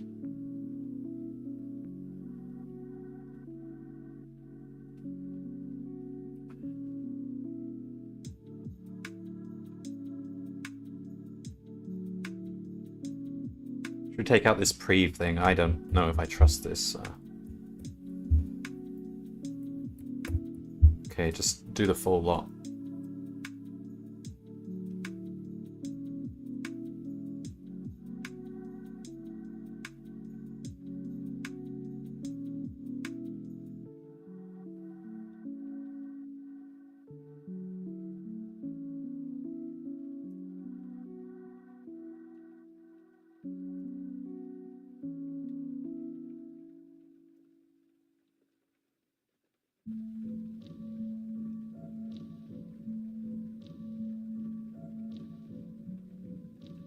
This is gonna take ages now.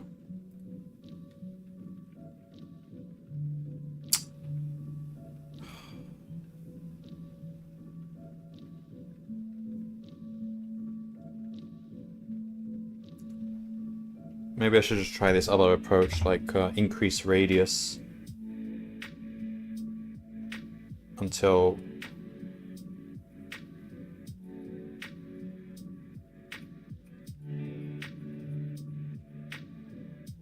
$100. So as we increase A, the number of B's we'd need to check would decrease. So this took a long time, but as we go to 200, 300 and so on, it should get faster and faster. Let's just let it run then. And if this fails, then... I mean, this is the amount of work we need to do. We don't need to do any more work than this. Because we found a point which fits, the square fits, and it has a certain square distance. So if we try every possible point with a lower square distance than this, and none of them have a square fit, then we've proven, haven't we, that this is the answer. So if we're still failing here, it can only be a small hiccup in the logic or the calculations here, but the amount of work we do can never be more than that. Like, that is the proof, or that there is nothing better, right?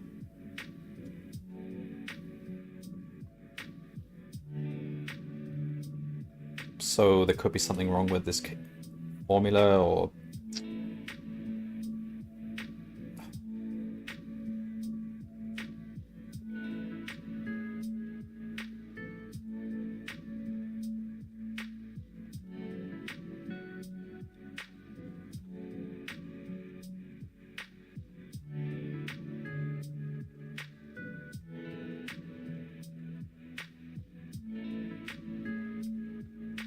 Fitting square found... Wait, what?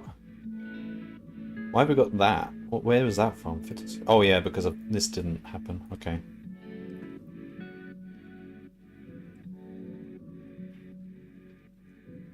Just take that out.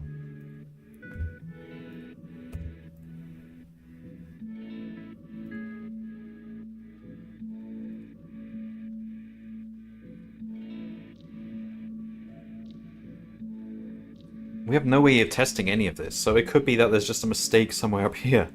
Is tractor ij, is tractor I plus square root is 100. Is tractor. Get up.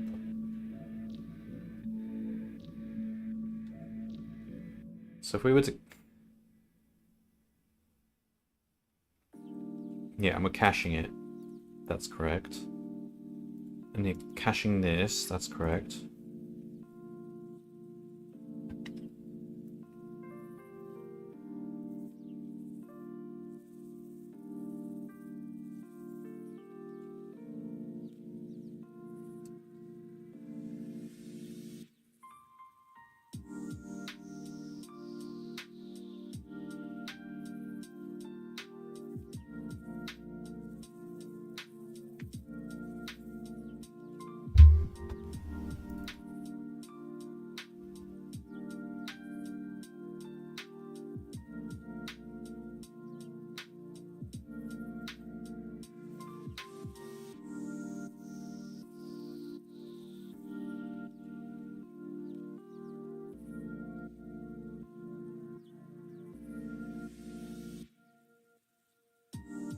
And a times a plus b times b is strictly less than square distance.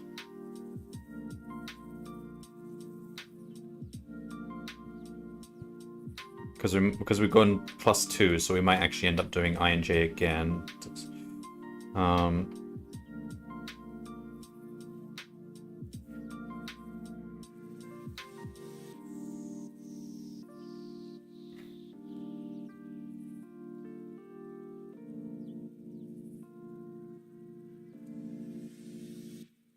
So there's nothing. This should just work. So I don't know what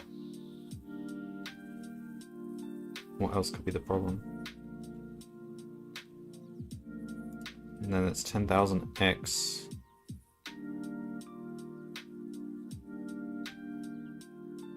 We take the top left point of the square.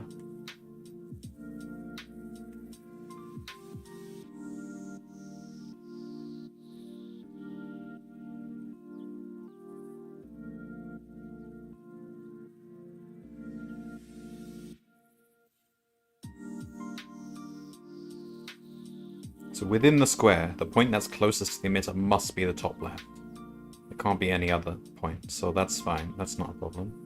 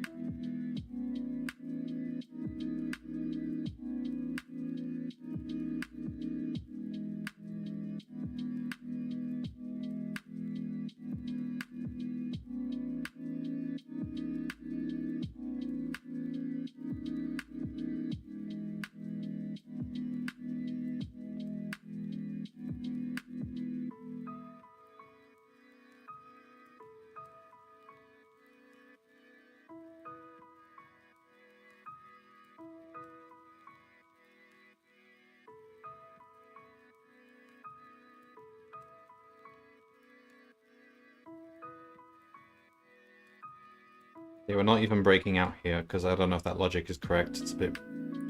So it's literally just double for loop. Try every possible A's and B's.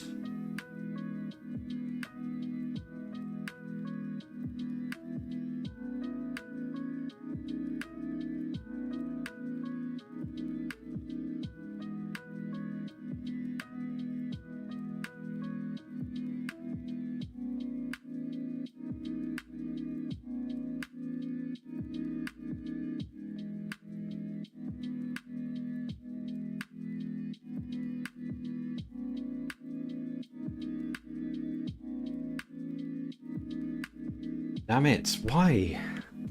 883-1064.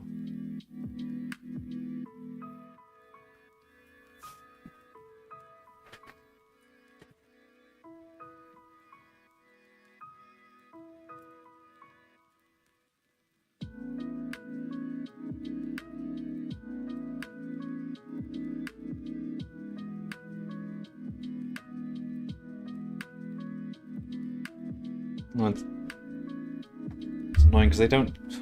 How do we test this? We'd have to write our own override int code for the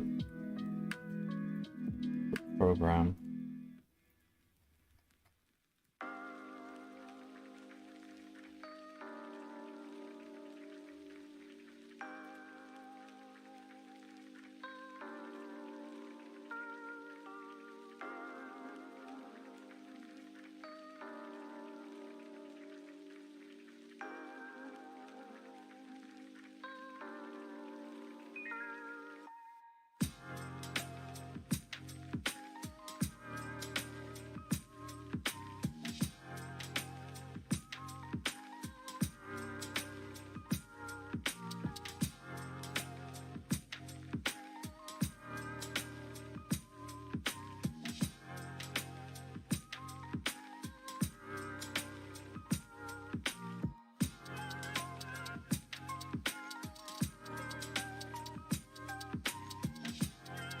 And we find this value itself within that radius. So the fact that it's not missing points, it is actually finding them if the square fits. I think some core assumption we've made just doesn't hold. Like 2, 3, 4, 5, 6, 7, 8, 9, 10. So there should be 10 spaces across, 10 spaces down. If it's 10 by 10, if it's 100 by 100.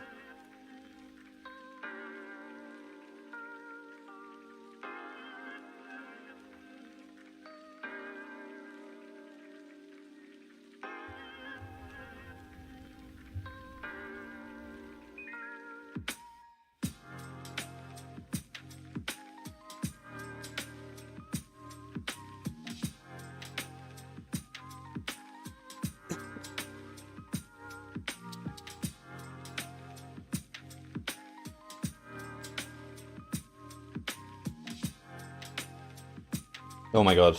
Wait. Oh my god.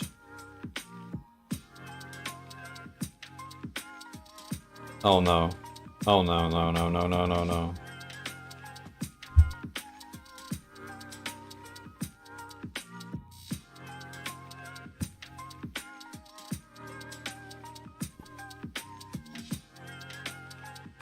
I think I missed a -1 somewhere. I think. Square fits. This should be -1 here. Hang on, let me think. So if it's a square of width 2, top left corner, the top right corner will be the top left corner +1. Oh my god. I thought this over several times and I reasoned that what I wrote was correct. But it wasn't. So literally just -1, -1 there.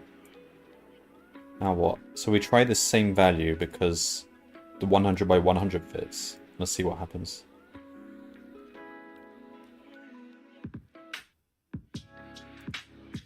So what's going to happen now? It's going to...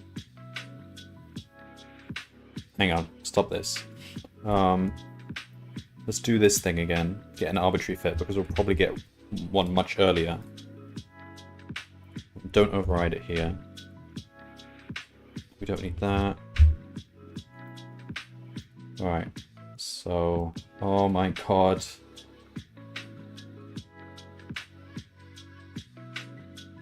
Okay. Okay, so we found a much earlier one. Good. And that could just be the answer. If the geometry is actually just really nice, but we're going to try all the smaller radii and see. But this shouldn't take long to run now because... Well, no, it'll take the same amount of time every time, but we have actually found a closer point.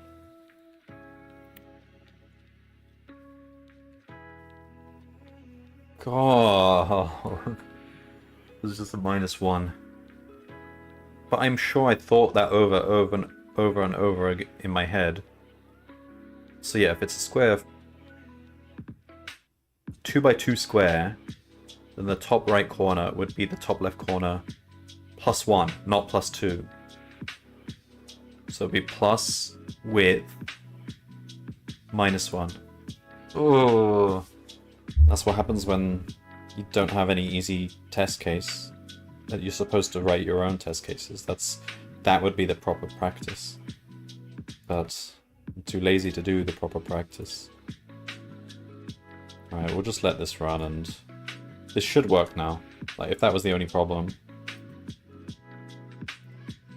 And this doesn't find a better one. Because of the integral convexity, I think like this process of going up or left or up left should actually just give the answer. Like I can't imagine, unless it's a really obscure angle of beam, I can't imagine that there is a situation where there is a square which fits somewhere closer, but for some reason going up or up left doesn't get you closer. It doesn't get you a square which fits. Like, what would that even look like? I don't think that can really happen. But any beam which is horizontally convex or vertically convex with each slice.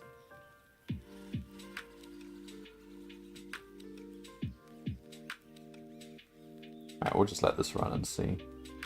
Oh, what a mess.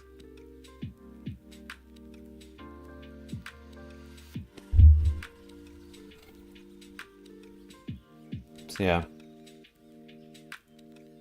I could just cut corners and just test this now. We'll do it properly. We'll exhaust this just to prove mathematically that there's nothing closer.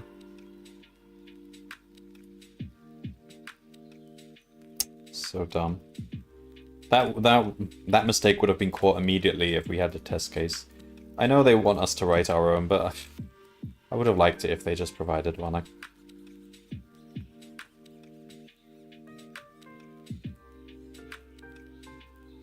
I mean, you could just write your own dummy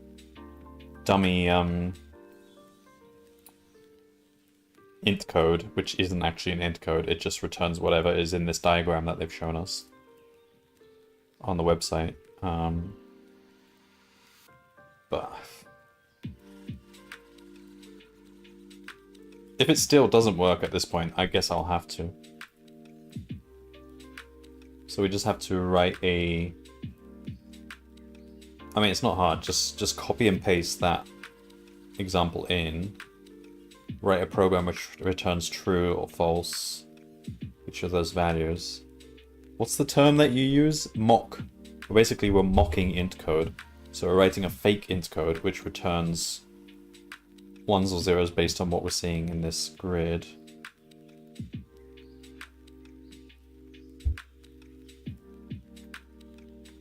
Although it wouldn't quite...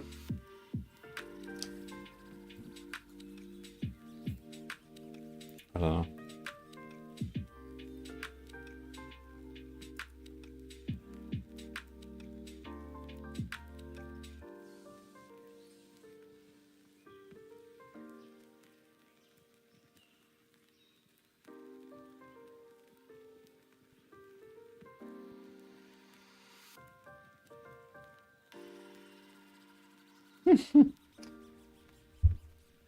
How long have I been on this one?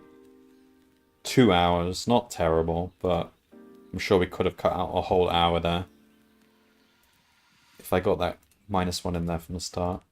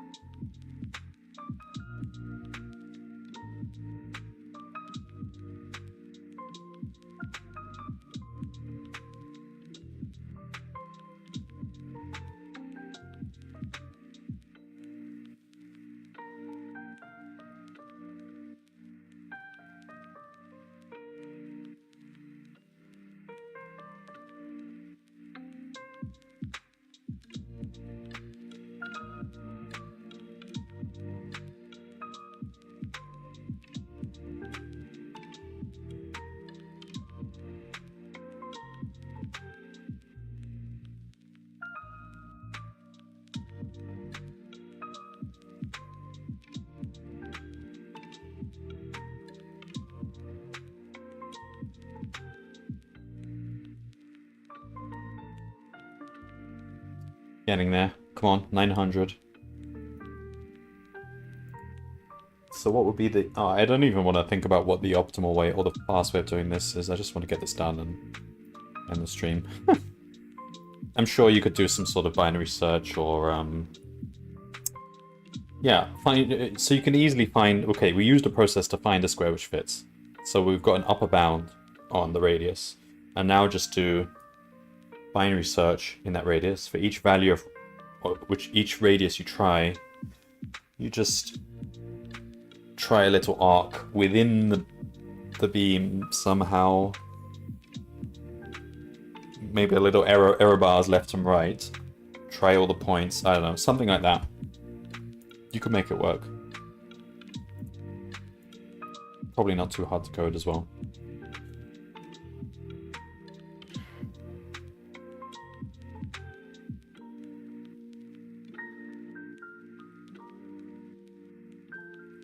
You could also just do some sort of brute force search. No, some sort of breadth first search from the starting point, which you know is a hash, where your neighbors are only ever hashes, and that will actually let you search through. Oh my god, that would work. And that'll probably be better than this. So you'd actually do a flood fill, where you're staying within the beam. And as soon as you find a fit, you just go a little bit further to confirm that there's nothing. I mean, that's still order of magnitude, still order of operations, kind of the same as this, but it's faster because it's not covering all those things which are outside the beam. Yeah, that's probably much better than what I did. Alright, moment of truth.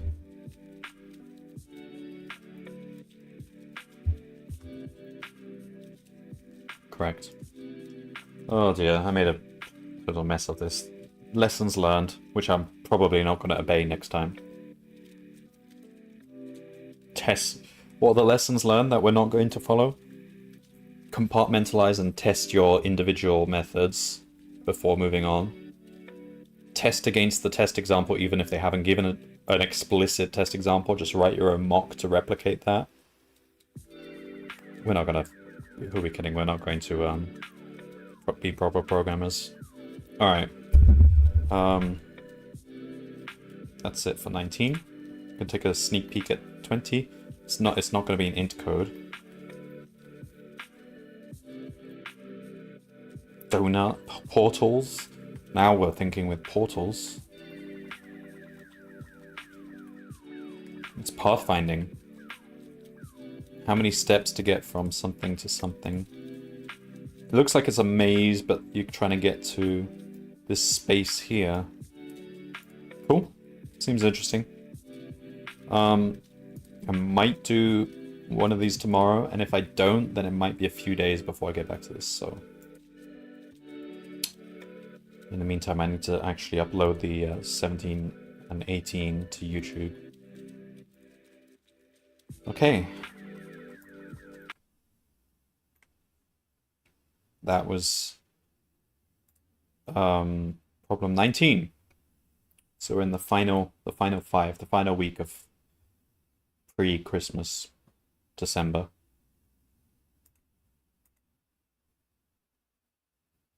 Okay, see you next time. Bye-bye.